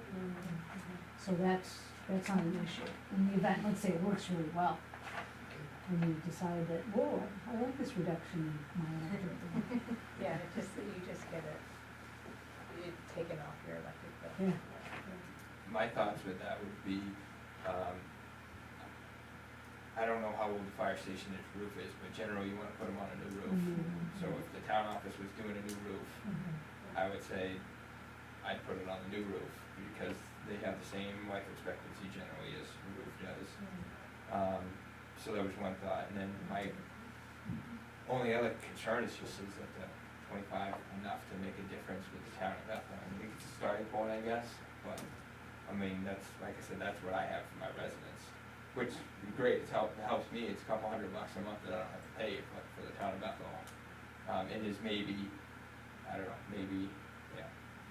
That was just a thought, I guess. I mean, it's a starting point, maybe, and you guys may have the answer to this, but is it worth spending the 25 on more heat pumps for the other buildings, and then trying to do a separate, big, larger project for the solar, just a.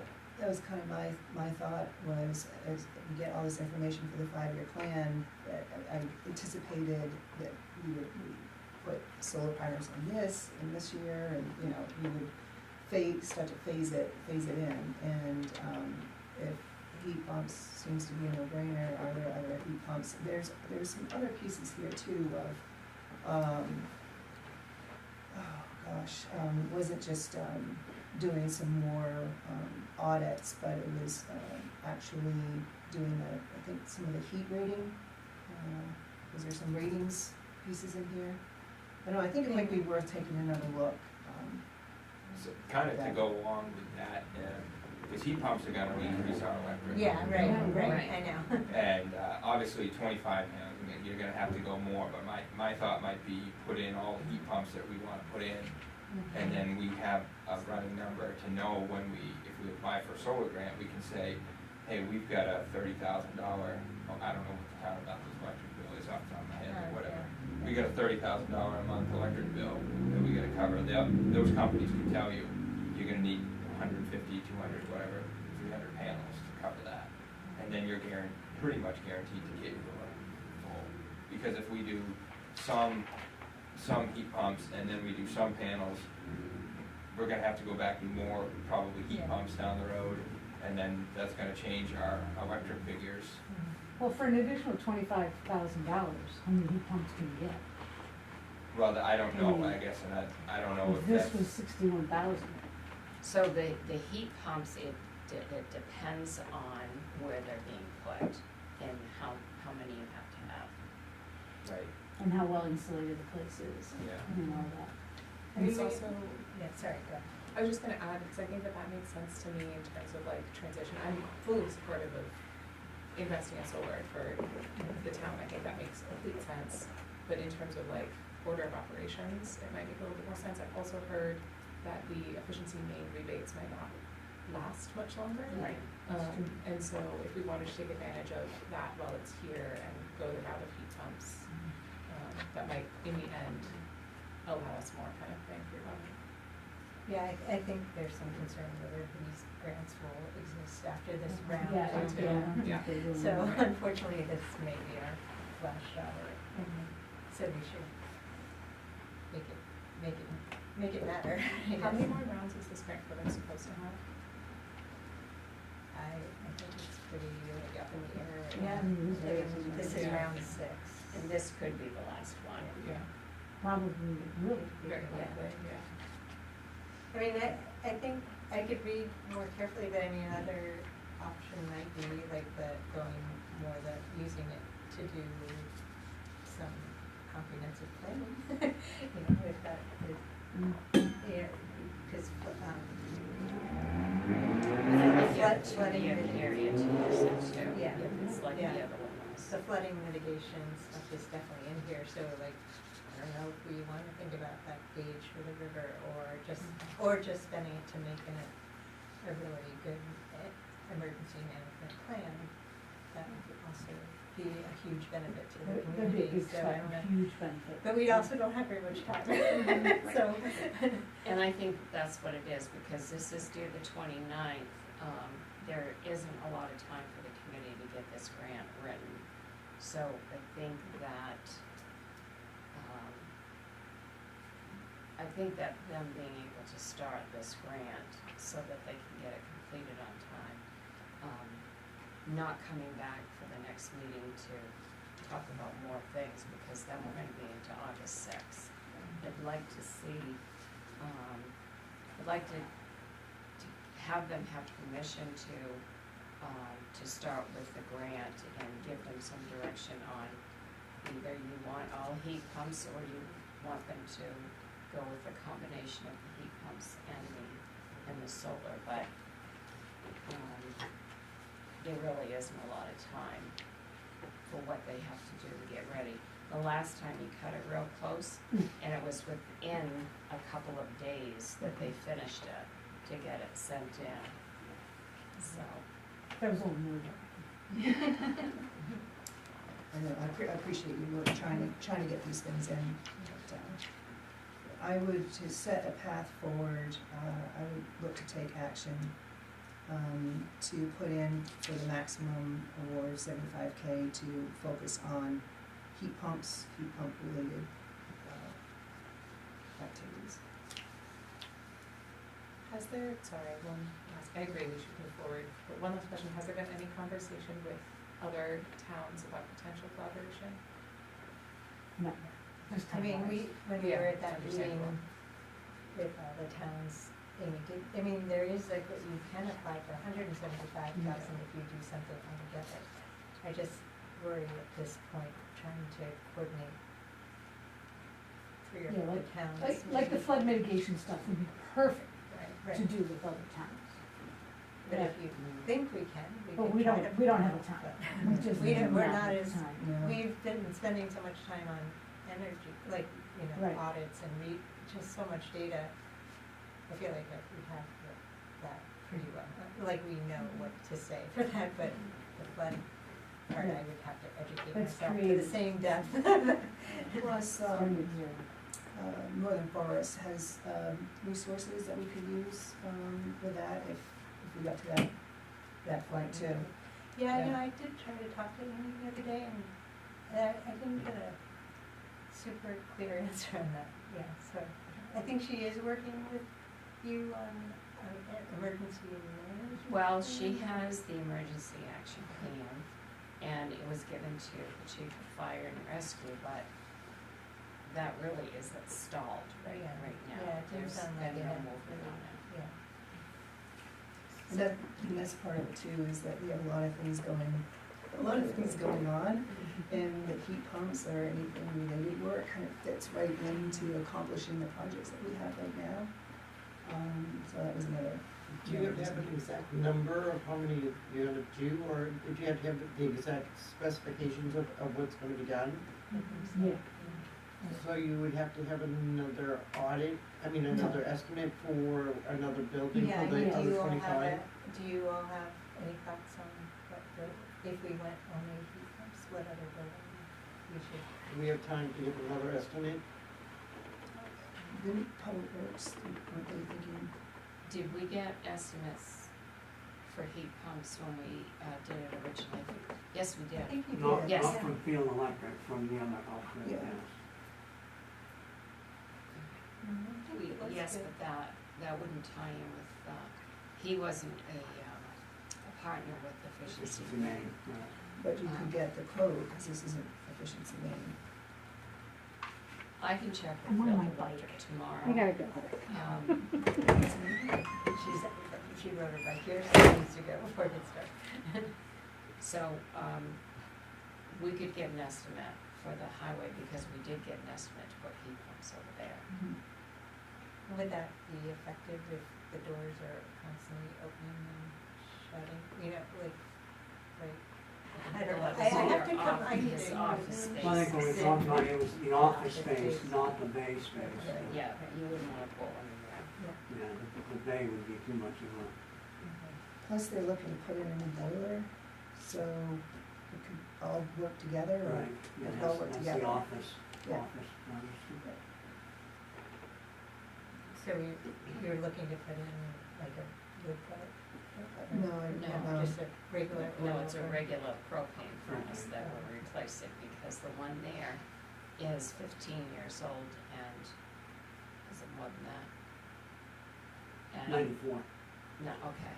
So we had an evaluation done last 2 years in a row, and that's why we put it in the budget this year to replace it before it kicks out in the middle of winter. Right, but would we need both heat pumps and that? Well, it wouldn't be heat pumps for the heating, it just- would just be for Yeah. cooling. Heat pumps aren't your central heating system, not up here. So, Supplements your heating system and then acts as an air conditioner up here is really much. Well, if the unit is still the same price, it's not a bad idea to just go with the heating in case something happens in between. Only if that's what I was told, is that the heating and the air conditioner are the same price as if you were to get just the cooling. So if that's a true statement with the company that you're going with, then I don't see a problem with getting the heat pump also. so I can call Field Electric tomorrow, and I can find out if he can come over and give us an estimate. and we can roll it all in together. The heat part of it is only a backup, that's all it is. Yes. Right. Because of the timing, would we wanna consider approving that the Conservation Commission can explore both avenues? Continuing to explore the solar avenue, hearing from Vision Energy about the potential, and also exploring the heat pump avenue? Just to kind of let them keep moving. I But think, not for this grant. right, right, I mean, I think it behooves us to keep getting all the information we can and keep working off of the work that they've been doing for the solar. But focus this grant on the heat pump related pieces. I think it would also be nice to have the freedom to look back at John's recommendation, so because the same grant mechanism provided the money for the audit said, here are 6 recommendations. I think moving forward to demonstrate we're taking action on responding to what we're learning from this grant, that it would be nice, and I don't have those 6 recommendations in my mind right now, but it would be nice to have some flexibility to go back to that, given the concerns that we're hearing, and just make sure that whatever we're doing is in alignment with that. And there's weatherization, there was energy monitoring that John had in his report.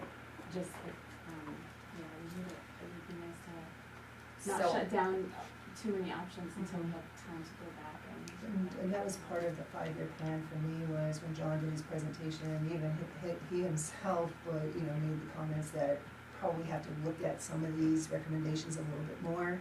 And that's what I was kind of banking on my conversation, is that those would be explored more. We had the information from the 2 students, and then we have some more technical pieces that are coming in. Once those went in, then we would have a developed 5-year plan, and that's kind of what I was working on. So yeah, I wouldn't want any work to be stopped on the solar.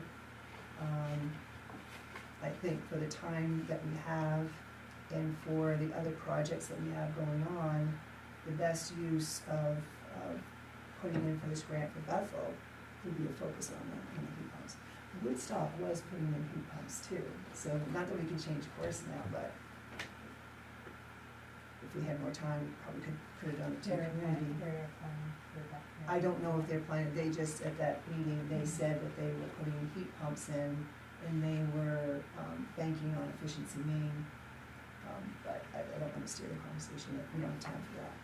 Did you make you didn't, right?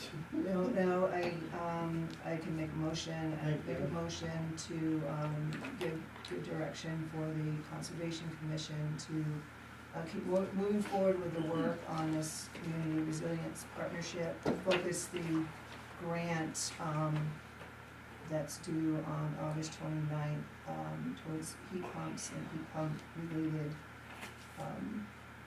costs for Bethel. I'll second. Would we want to amend to open it up for the other recommendations, just in case? I don't wanna go forward with heat pumps in buildings that might not, they might not be strategic. There's a lot of questions about heat pumps too, personally. I just I think the buildings have to be pretty well insulated for heat pump to be really effective, and are we? I don't know.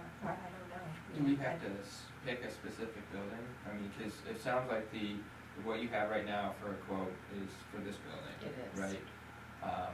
But you're only probably gonna get 1 or 2 more heat pumps for that $25,000, I'm assuming. So I mean, we have a fire station, we have the ambulance barn, we have their building. Those are all town, and then, I don't know, is the airport, is that considered a? Yes, it is. So I would think Bethel Rescue and the airport are 2 buildings that are. Or maybe we look at with them from John's report that there was some data on which buildings were not great heat-wise and. Right, that. I guess but I don't know that for this motion that we have to make a decision on which building actually goes in, right? I We was just, right. Yeah. so we kinda have a pool of buildings to choose from that we could reference that report and say it needs to go in this building, or, This is giving them the general direction to move forward. right? And I think even in the energy audit that we had, John Snell do, it was for town buildings, it wasn't specific to a specific building. So he did the audit in all the buildings. So I think you can write the grant in a generic tone so that it includes the town, but not maybe identify a specific building for that. But again, you don't wanna put something where you don't need it either. Right. I think if the vaguer it is, the less likely it will be to get it. So I think if we can be as specific as Yeah. possible. And I think I think they also are looking for the biggest benefit to the entire community too, so. So Karen did say something that I wanna pick up on. In John's energy audit report, he did address the areas of solar. And I think that's what the committee has been working on, and that's where they are really familiar with those reports right now. So I think to me, it makes sense that the experience they have with these audits that they have is to let them move forward with that. And I think I know that they're really comfortable and excited about the solar piece. And that's gonna take them a lot less time to do than it is to try to fit in heat pumps in other buildings. Is that correct? Yeah, I think that's the general And feel of they where we're can at right now. they can also write the grant to show that they're asking for what they are for solar based on John Snell's report from doing the energy audit that they got the money from the community resilience grant to do. So they can connect all that, and that might be a better opportunity to get that money in more specifics. So you think that if it includes the solar, it will increase the likelihood of actually getting the grant?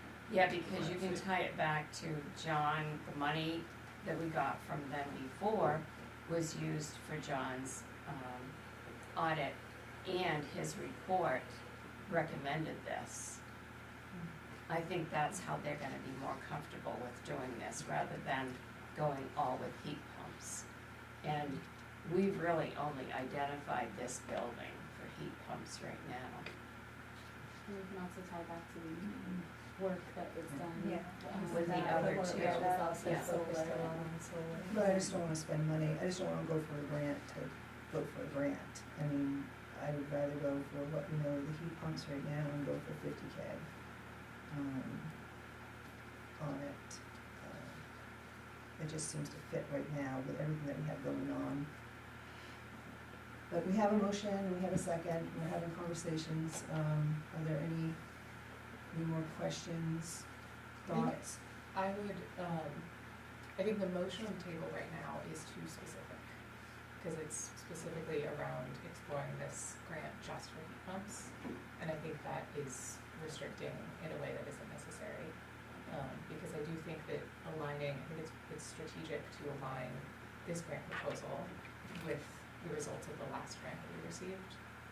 So I think if we're just doing heat pumps, there is a component of that, but I also think it kind of weakens the proposal to just put some other heat pumps where they weren't necessarily recommended.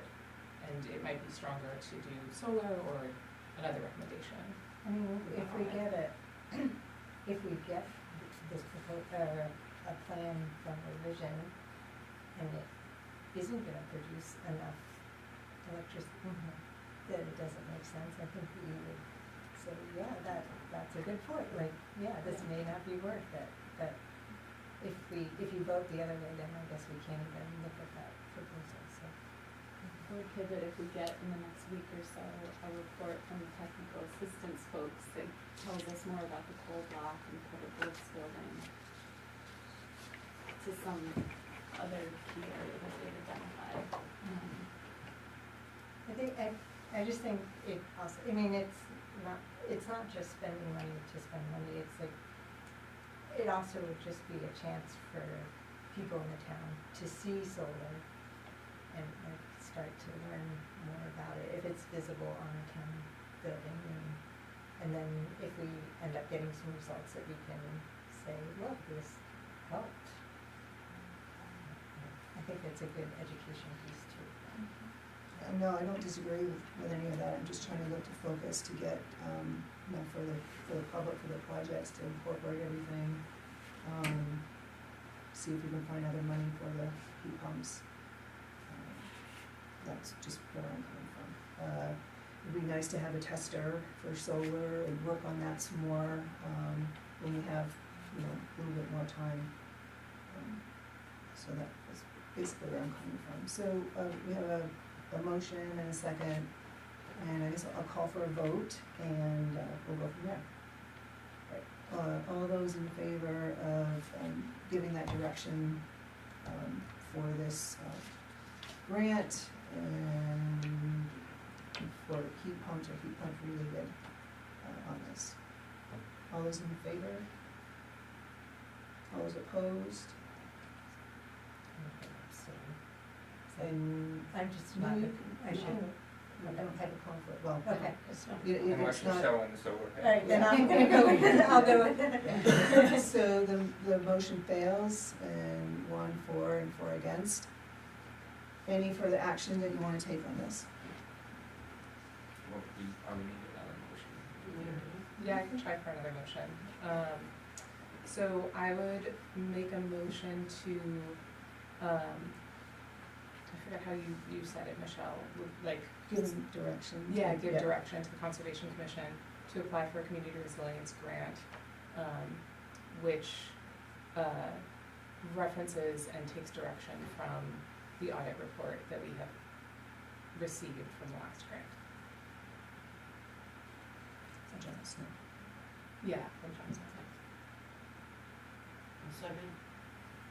We have a motion and a second. Any other comments or thoughts on it? Yeah, my only thought was I like the idea of the heat pumps first, but I don't know, if it's the grant, it's the closest thing to free money that I guess you can get, so you might as well try to make it fit what's gonna work there, so that's why I just like to explain why I vote a certain way, so sometimes it doesn't make any sense, but, so anyways, that was all.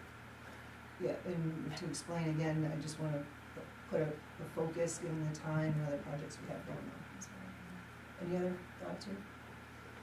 Hearing none, all those in favor? All those opposed? And the motion passes 4 to 1. Okay. We'll move on to 10H, which was formerly G. And that is action to approve a supplemental sewer bill to Bethel Real Estate Holdings LLC, account 2702, in the amount of $2,920. And we have that information in the packet, and Sharon and Emma are here on this. So with this one, I wish I had a better explanation, but I don't. It was an issue within the system. The prior read was, or the current read was entered as 0, with the prior read being 709. The system shouldn't have even let me move forward with a 0 in there, but it would have thrown an error at me, but I didn't get one. I noticed it when Courtney and I were putting the bills in the envelopes, so I took this one to the side, and I reached out to Dawn, is who I speak with at Rusty Lantern, and did inform her that she would be getting a supplemental and explain the whole issue. So it's a supplemental bill to, for $2,920. So the first bill didn't get caught in time, it got put in the mail. Yeah, I didn't catch it until I actually had the bill in my hand, and at that point I couldn't change anything. It doesn't give me that option, unfortunately. And they're aware of it. They are, yep, I've been speaking with Rusty Lantern. So this amount covers how many months? 3. 3 months? Yep. 1 quarter. Quarter 2. Was this one of the ones that the water district's having issues with? Is this one of the meters? Not that I'm aware of. I haven't heard from Lucian or anything else from, Dawn at Rusty Legend, so no, not that I know of. You're talking about those 8, Yeah, right? yeah, No. yeah. Any other questions? Make a motion that we approve the supplemental billing, sewer billing for the Bethel Real Estate Holdings LLC, account number 2702, in the amount of $2,920. Second. Great. If there aren't any other questions or comments, all those in favor?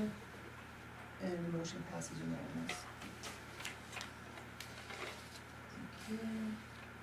We move on to 10I, action to approve a supplemental sewer bill to the Gearing House account 23080 in the amount of $210, and you have that in your packet from November. This one is an operator error on my end. I had to set up all new accounts for the Gearing House because of the apartments that just got rented out. When I was setting up these accounts, there's 2 places that you have to enter information. The first screen is their master screen is what it's called. That's just their address, their just basic information, who owns the property. And then you have to go to their meter screen and actually add a meter and assign it to a buck. If it's not assigned, it doesn't end up on the billing. And that's what happened in this case for these 2 accounts. So they did not get a bill. I did go over all because there's 9 new accounts that I had to put in for the Gearing House. I did go through all the other ones, and every other account did get a bill with these 2. And they are aware. I did reach out to both of them also. All the apartments have their own meters? Yep. Yeah, there's 10 meters total there. 10 meters. Yep, 9 for the tenants, and there's 1 for a common space for that goes to the Gearing House LLC. And they get their separate bill. Yep. Great. Is Make a there- motion that we approve the supplemental bill, sewer bill for the Gearing House account 23080 in the amount of $210. A second. All those in favor? The motion passes unanimous. 10J, the new J, action to approve a supplemental sewer bill to the Gearing House account 23082 in the amount of $210. And Emma just explained similar situation on this account. Is there a motion? Make a motion to approve the supplemental sewer bill to Gearing House account number 23082 in the amount of $210. Second. Is there any more questions? All those in favor? Then the motion passes unanimous. We're now on to 10 new K, action to sign the SSDC sewer connection permit for the residences at Bethel Station for the sewer system development charge that was approved May 1st, 2024 for the residents at Bethel Station. And in your packet on your table, I think you have the copy of the permit application. It's not an application, it's, right, it's just a permit that they have to Yeah, sign. this is just for the permit to be signed. The amount was already decided on. I was unaware that the select board should sign the sewer connection permit application at the time that it's approved. Yep, so we should probably cross off application at the top. And it's already, and they paid. It has not been processed because this has not been signed, but yes, it's, Yeah, we haven't checked. yes. And so I guess it's just, we will take that action at the end of the meeting to sign. Right? Yes. Any concerns about that? All right, hearing none, put that to the side and sign at the end, thank you. And we are now looking at the sewer sub-metering policy. This is a continued discussion that we had from the last meeting, and Sharon on our table had given us the updated policy. So I'll turn it over to Sharon, and Toby's here on it too. So at the last meeting, it was suggested that we have a deposit for the meter. And so if you look on page 3 under 2 submissions, Toby added a $25 deposit for the meters. The meters probably cost around $100. So it's the same, nothing else has changed on this. So we'd like you to approve this by adding with the $25 deposit so that we can put this into effect. This policy really is in effect from, I think it's April to October, or May to October? May to October. So we're already in the season, and we could go forward with using this if others want to have meters. So we already have some meters. Yes, we do. So people can start using them. And there's some that have been out there for years. It's fun. Make a motion that we add $25 deposit on the sub-metering policy. A second. And approve the policy. Yes. And vote to go forward, yep. And also, Okay. sub-metering policy. And there was a second. Any other questions or comments? My only thought, Sharon and I talked about this a little bit, is when these get distributed or request is made, that the expectation is set. You know, I think a lot of times people, when they get one of these sub-meters, they think they're gonna get a credit on their sewer, but they only get a credit if they go over the threshold. But many times, they don't go over the threshold. So it's just, when this is being distributed, kind of set the expectation for them, unless they're perhaps filling a pool, or they're using a considerable amount of water, that, they may not see a credit, so. And we had to talk to several of the people that have these now, because they thought that they were automatically gonna get some type of credit. But if you don't go over that, you don't get a credit. It's only if you go over, so.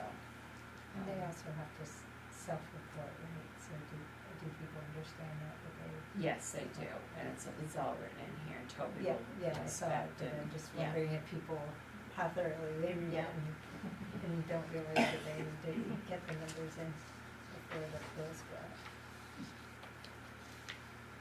Okay, and we need to vote on it, and so if there aren't any other questions, all those in favor? And the motion passes unanimous. We're moving on to the Northeast Bank parking agreement, and this is a continued discussion from June 18th. And do we have something? No, there isn't.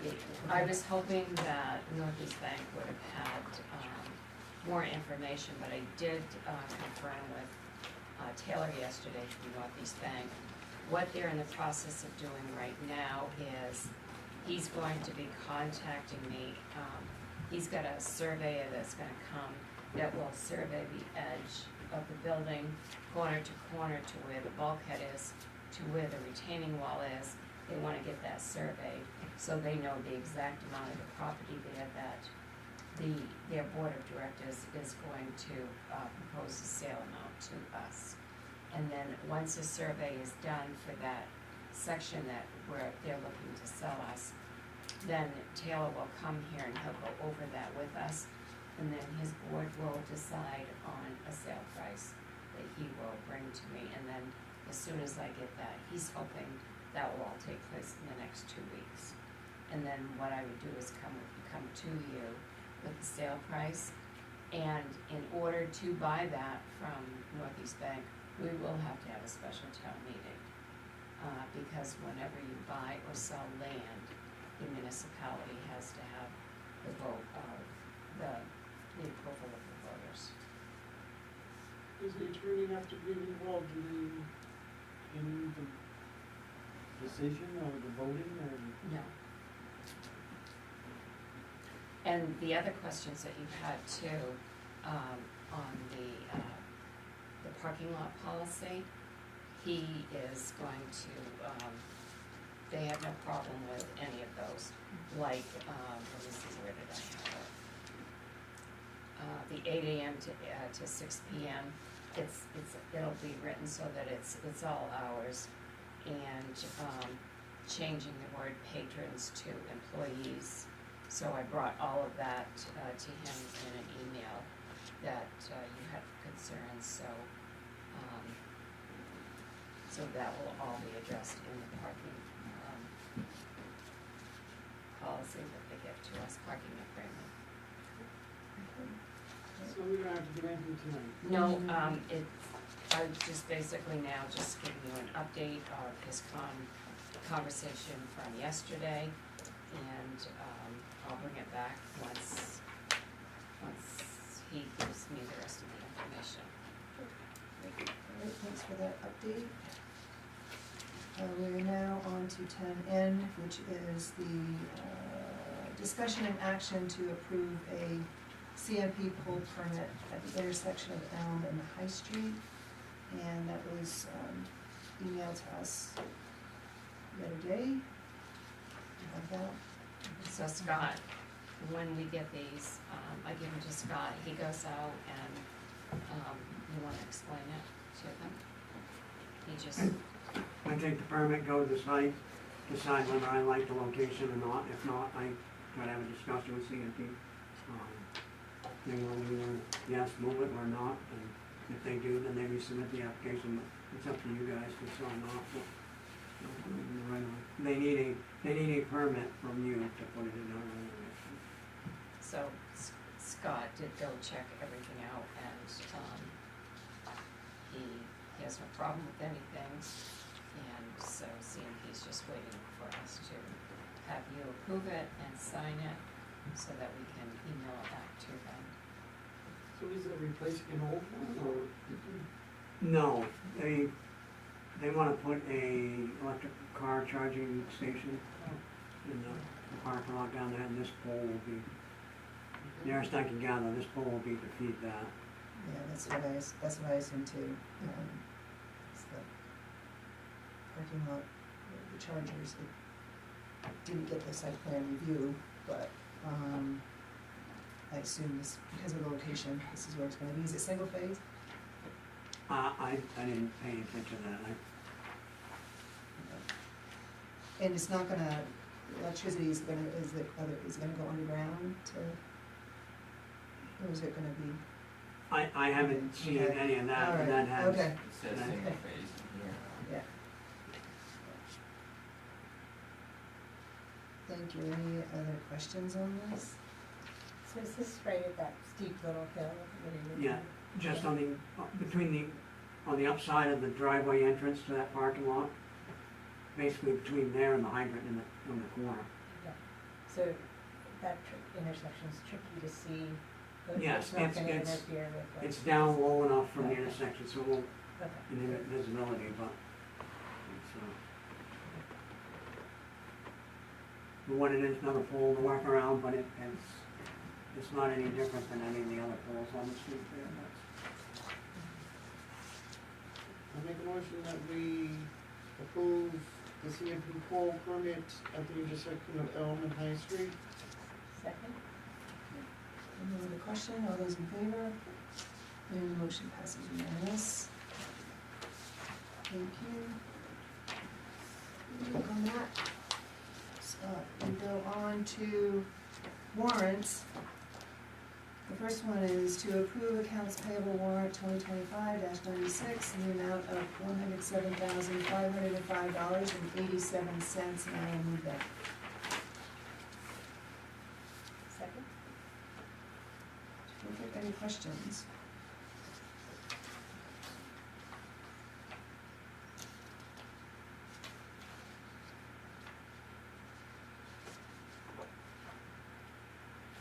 I just had a couple questions. The street sweeping 7,500, is that a partial or is that a full payment? That was full That's payment. It's full payment. Okay.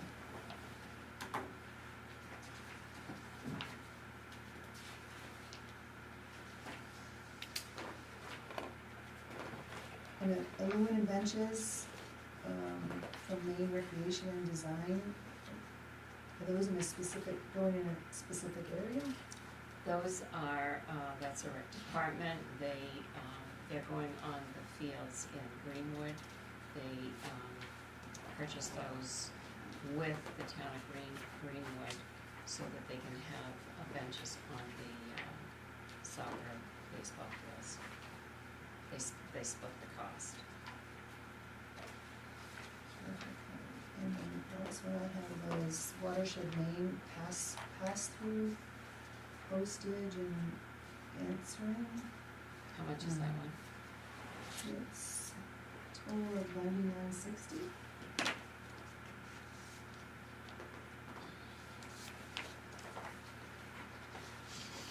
What page is that one on? 7.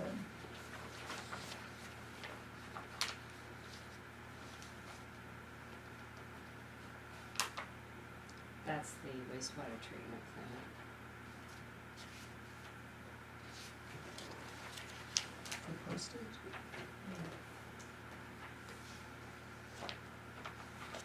On page 8, under the dog licenses, it says separate, what does that refer to? Cause that's paid online. We now have to pay the dog licensing fee online. Some of them we do, so that's when you would see separate. It's not a check issue. Thank you. You're welcome. What is Pitney Bowes Inc.? I'm just That's a curious. mailing machine. Okay. So we pay I think that's $197. Yeah, that's we pay that quarterly for the rental of, that's what it is, rental of the mailing machine. Okay. I'm just curious what that was. Just back to the postage, is that for like sending samples or something? I think it was, is it for you or is it ours? Because our postage, we ran out of postage, and I had to go down several times and use the card to pay for certified mail. If it's for us, did you have any postage? No, it's The not, it postage would wasn't come from postage. up Yeah, here, so maybe I- it's like reimbursing or something. Pass-through notation, which is.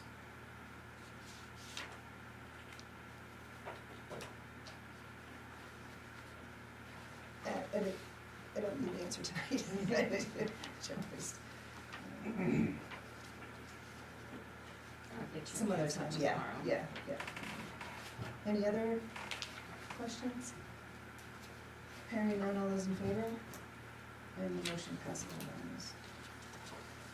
11D, warrants, approve accounts payable warrant 2025-98 in the amount of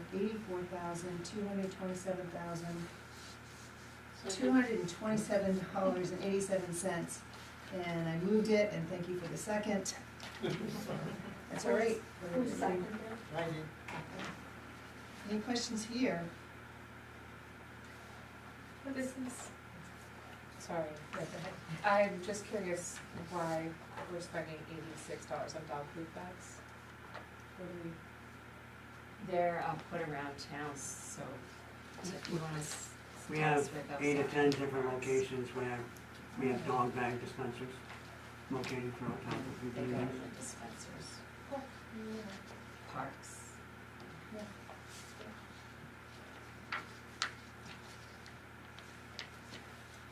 And the DA Wilson, the wood waste fee, is that for this year or last year? That was, That's Last fiscal year year's. 25. yeah, Okay. Cause Right. it's not, it's warrant 98, so the higher numbers are for the fiscal year. These are broken down so that fiscal year 25 is all on one warrant, and fiscal year 26 is on the lower numbers, so that it goes to where it's supposed to go in the fiscal year. So the DA Wilson owns the library, is that what you're it's their wood waste facility. Okay. We, they came to all the surrounding towns, and figured out some formula and tried to come up with like an annual fee. Town pays the fee, any Bethel resident can dispose of anything they want free of charge, not to pay for it. Instead of having that service at the transfer station, we contract with them. Our residents to go there. And they started charging a few years ago. They do charge. But they charge the towns Yeah. within the last 5 years or so. Yeah, it used to be pay, basically pay to throw, user had to pay the own. Yeah.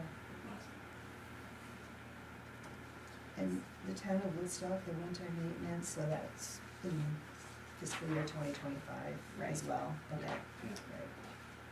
That's the agreement that we have. Is it Burn Yeah. Hill? No. Where is it? Well, they call it Burn Hill, Yeah. McCrillis Brook and a short piece of the Gore Road. Yeah.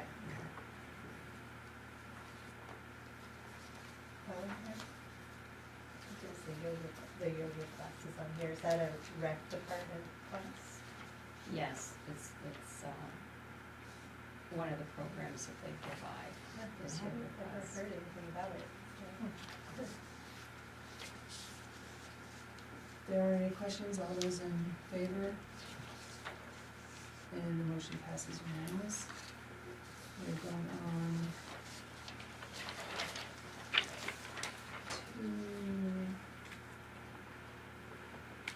to D, item D, which is approve accounts payable warrant 2026 -1 in the amount of $173,287.75, and I'll move that. Second. Questions?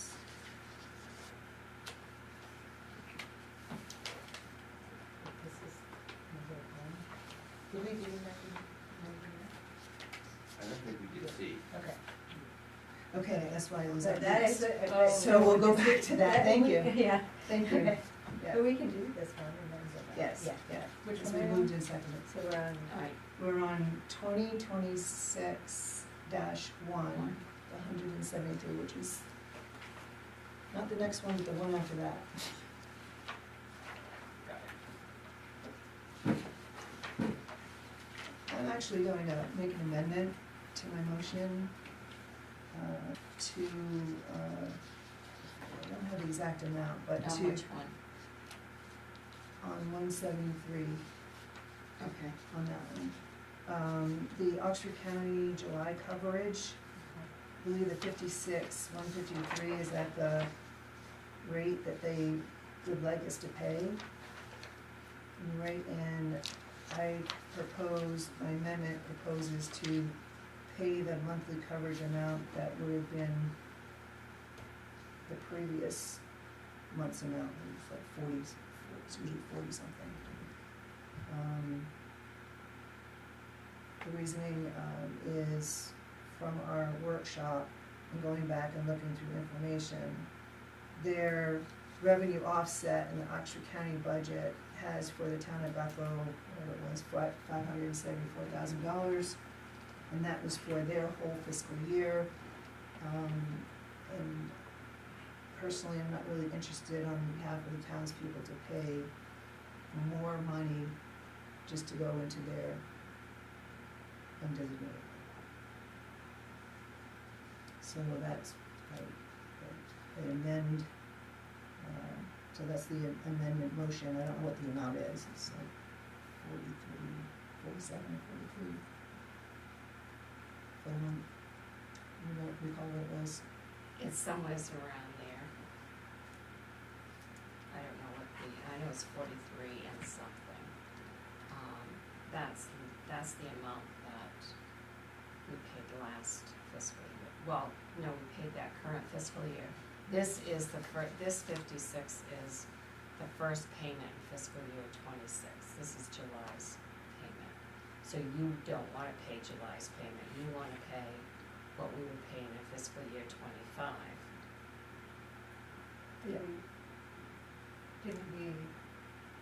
didn't that pass a town meeting, right? So can we change it? Well, you appropriate the money, and then we decide how the money gets spent. So I think, I have to say this, I think if you don't pay them what they have given you for a cost that they're charging us, then they can stop their coverage. They've given us a bill for fiscal year 26 telling us what our monthly payments are, which this is that payment. If we don't make the payment that we're supposed to pay them, they can not provide the coverage. Their last contract expired June 30th. Right. They provide us with cost information, on our fiscal year. When you look at their budget is on their fiscal year, which is the calendar year. They have in their budget the money that they're going to get from Bethel, is whatever that is. So anything that we pay above that is just going into their, Yeah, I don't disagree with Right. that, and I certainly don't want that, but I'm kind of thinking that town signed a contract for a certain price, yes. no, they didn't sign a contract. First, it was, they presented us figures. We put it in the we put it before the townspeople to appropriate that amount of money, up to that amount of money. It doesn't mean we need to spend that money. It's appropriated, but it's our decision on what we. So what is it that you wanna pay? I wanna pay the monthly fee of what we paid for January through June. For fiscal year 25. And then in January, we would switch over to the higher pay. Yep. In January, when they have their new budget, and theoretically, they would have that higher number in their budget. And that's, they do their budgeting in the fall, and their fiscal year starts in January, so then in January, we would pay that number. So in other words, our contract would be short. In their minds, they would think that it was short, probably, from the invoice that Right, they because probably if sent. you're taking that difference out for those months, at the end of the contract, or at the end of the year, it's gonna be short. So we have an agreement with them that does not include pricing, right? That's our contract, that's our agreement. And then we ask for cost allocations. They presented a cost allocation to us that was up to that $618,000. And the town approved it. Town appropriated the money, approved the appropriation of the money. It's our decisions that says how that money gets spent. So they sent us an invoice telling us that we owe that amount of money. I understand what you're saying, but holding back the amount they're billing for us, I don't think is I don't think we should be doing that unless we sat down and had a conversation, because it's just like any other invoice.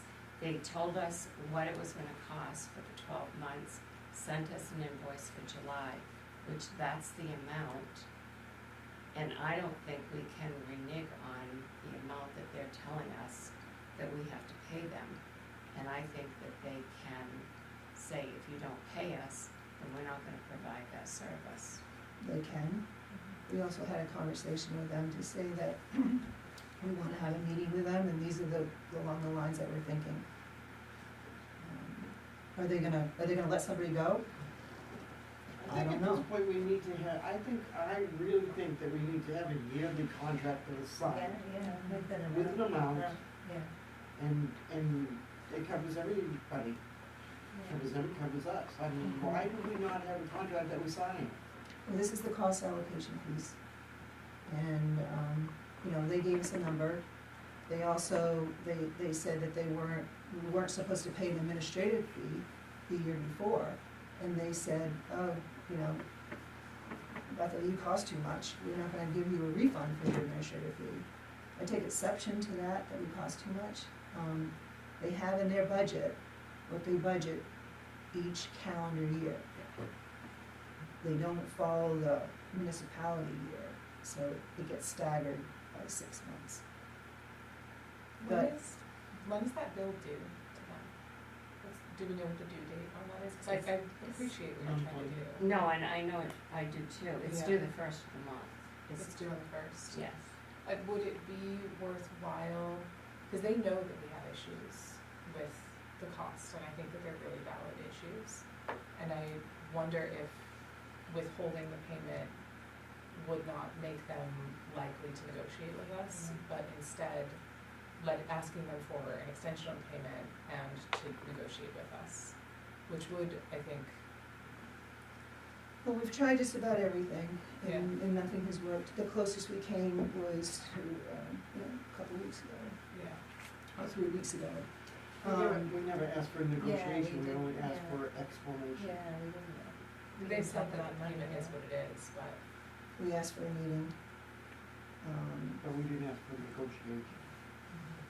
Yeah, we did. We asked for a meeting to be able to sit down in front of the commissioners and state our case. Well, I mean, it was presented that we wanted answers. But okay. But in any event, I'm not talking about withholding everything and just paying what we would have paid those other months. That's what their budget accommodates for.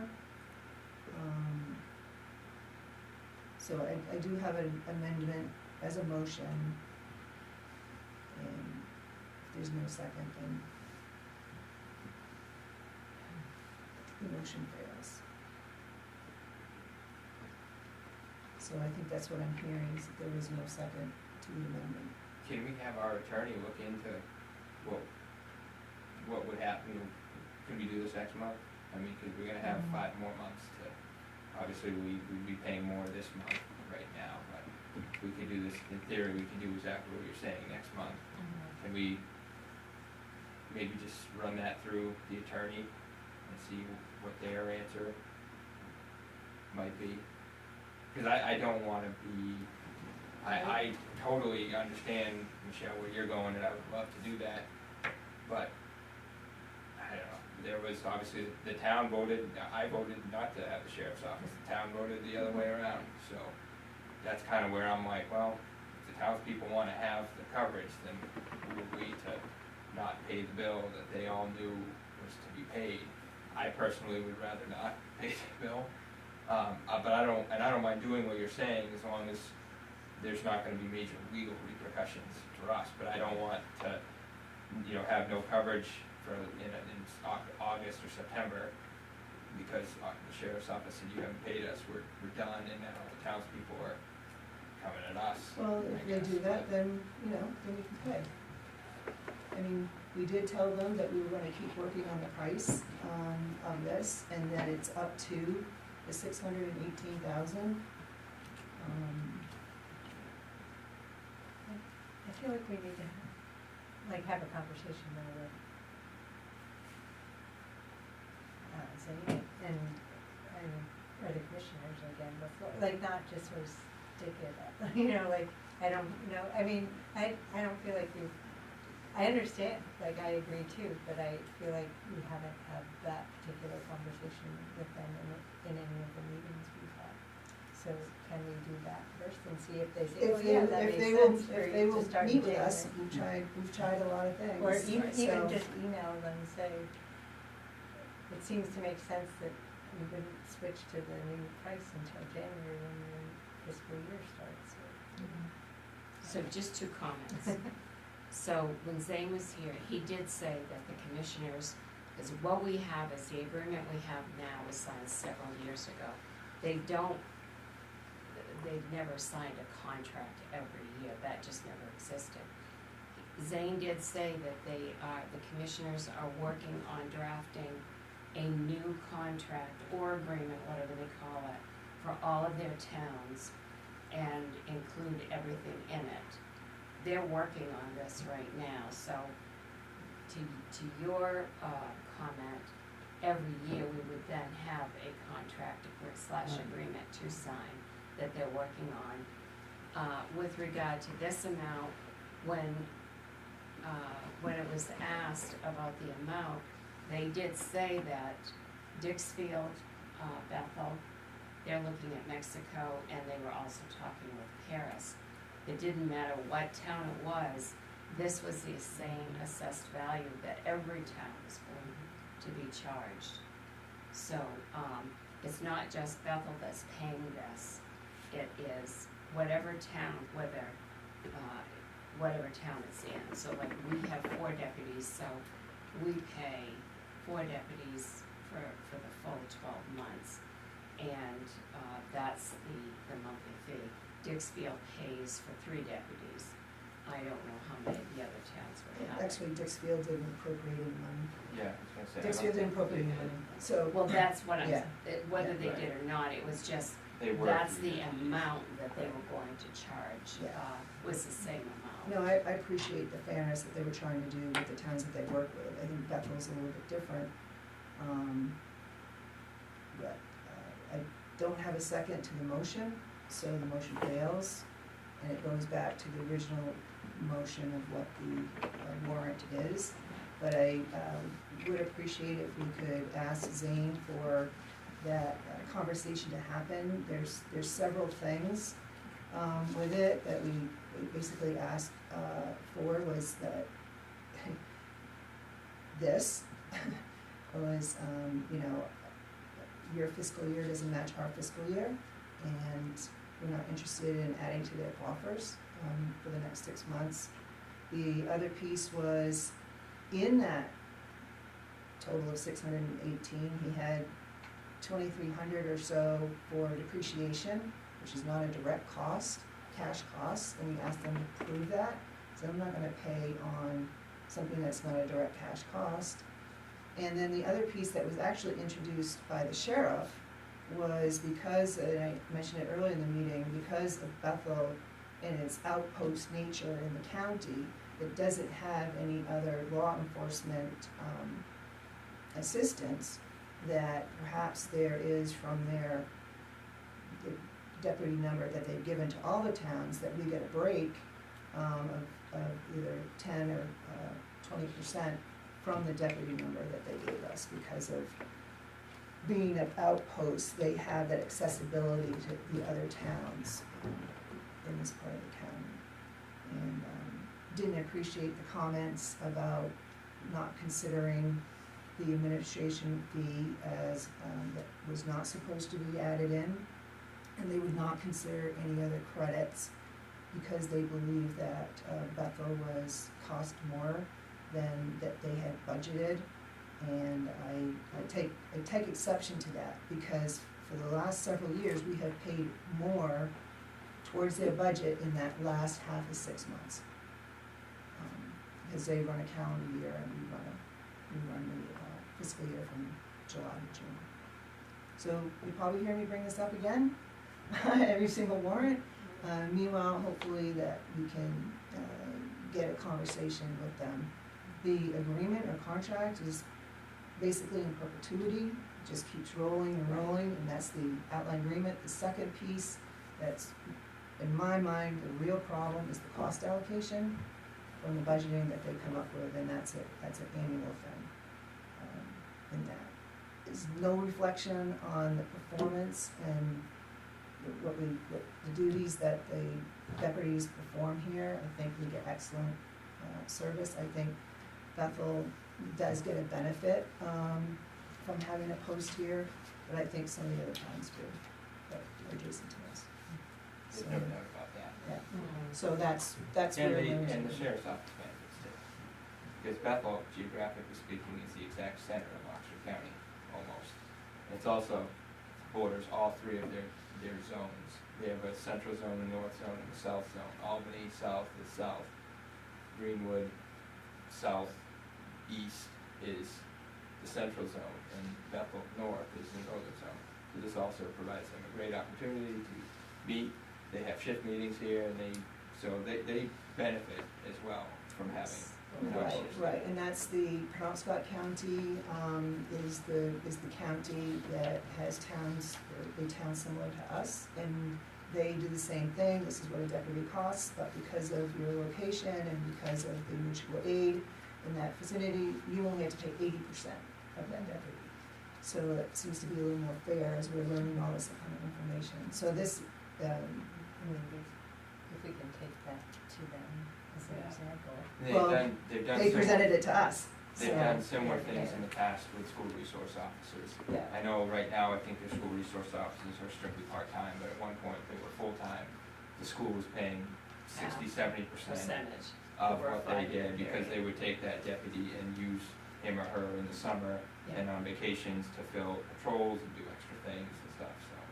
So I think as we become you know, more mature with an understanding of what we're working with, that we can ask for a little bit more, and it's fair, I think it's fair, what we're asking. But I can understand the appetite, again, there wasn't a second, so the motion fails, we're back to the original motion, which was for the total amount of $173,287, spot 75. And whether, yep, we already have that, on the floor. All those in favor? And the motion passes unanimous. And if you can follow up with them, we'll get, that'd be I'll great. call Zane tomorrow. So let's go back to the one that I missed, right?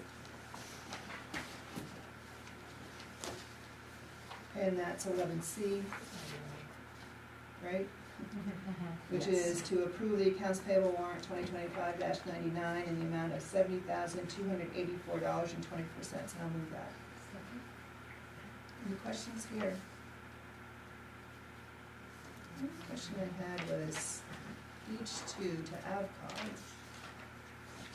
There was something about units to Hanover. Oh, is that hazardous waste to Hanover? Yes, so, AvCog bills us for this, and then we send a bill to Hanover. It works the same way when we do the, household hazardous waste. AvCog sends the bill to, Bethel. Someone from Hanover brought this to, AvCog. So they bill us for it because we're the main point for this type of product. And then, what we did was we billed Hanover for this amount to get it back. So we'll get reimbursed on it. Yes. Oh, Yeah. makes sense. Any other questions? Yeah. Sorry, Go on ahead. page 2, community information network return deposit error. That is just it was the company that did this. When someone did a online payment, it didn't go through correctly, so, it was in there twice, so we have to refund them the payment, because it went twice. Any other questions? Hearing none, all those in favor? And the motion passes unanimous. So then we go to 11E. To approve accounts payable warrant 2026-2 in the amount of $447,258.15. And I'll move that. Questions? What is in on page 1, reclaim pathway extension? Okay. Pathway in the Gateway Extension field. Corner of the Intervale and growing over. Oh, yeah. So we hired Cross to go until it back up and reclaim it. Okay. And page 3, a refund to Elsa Clark. It looks like it was for ambulance services. She paid her rescue billing and also a donation paid it.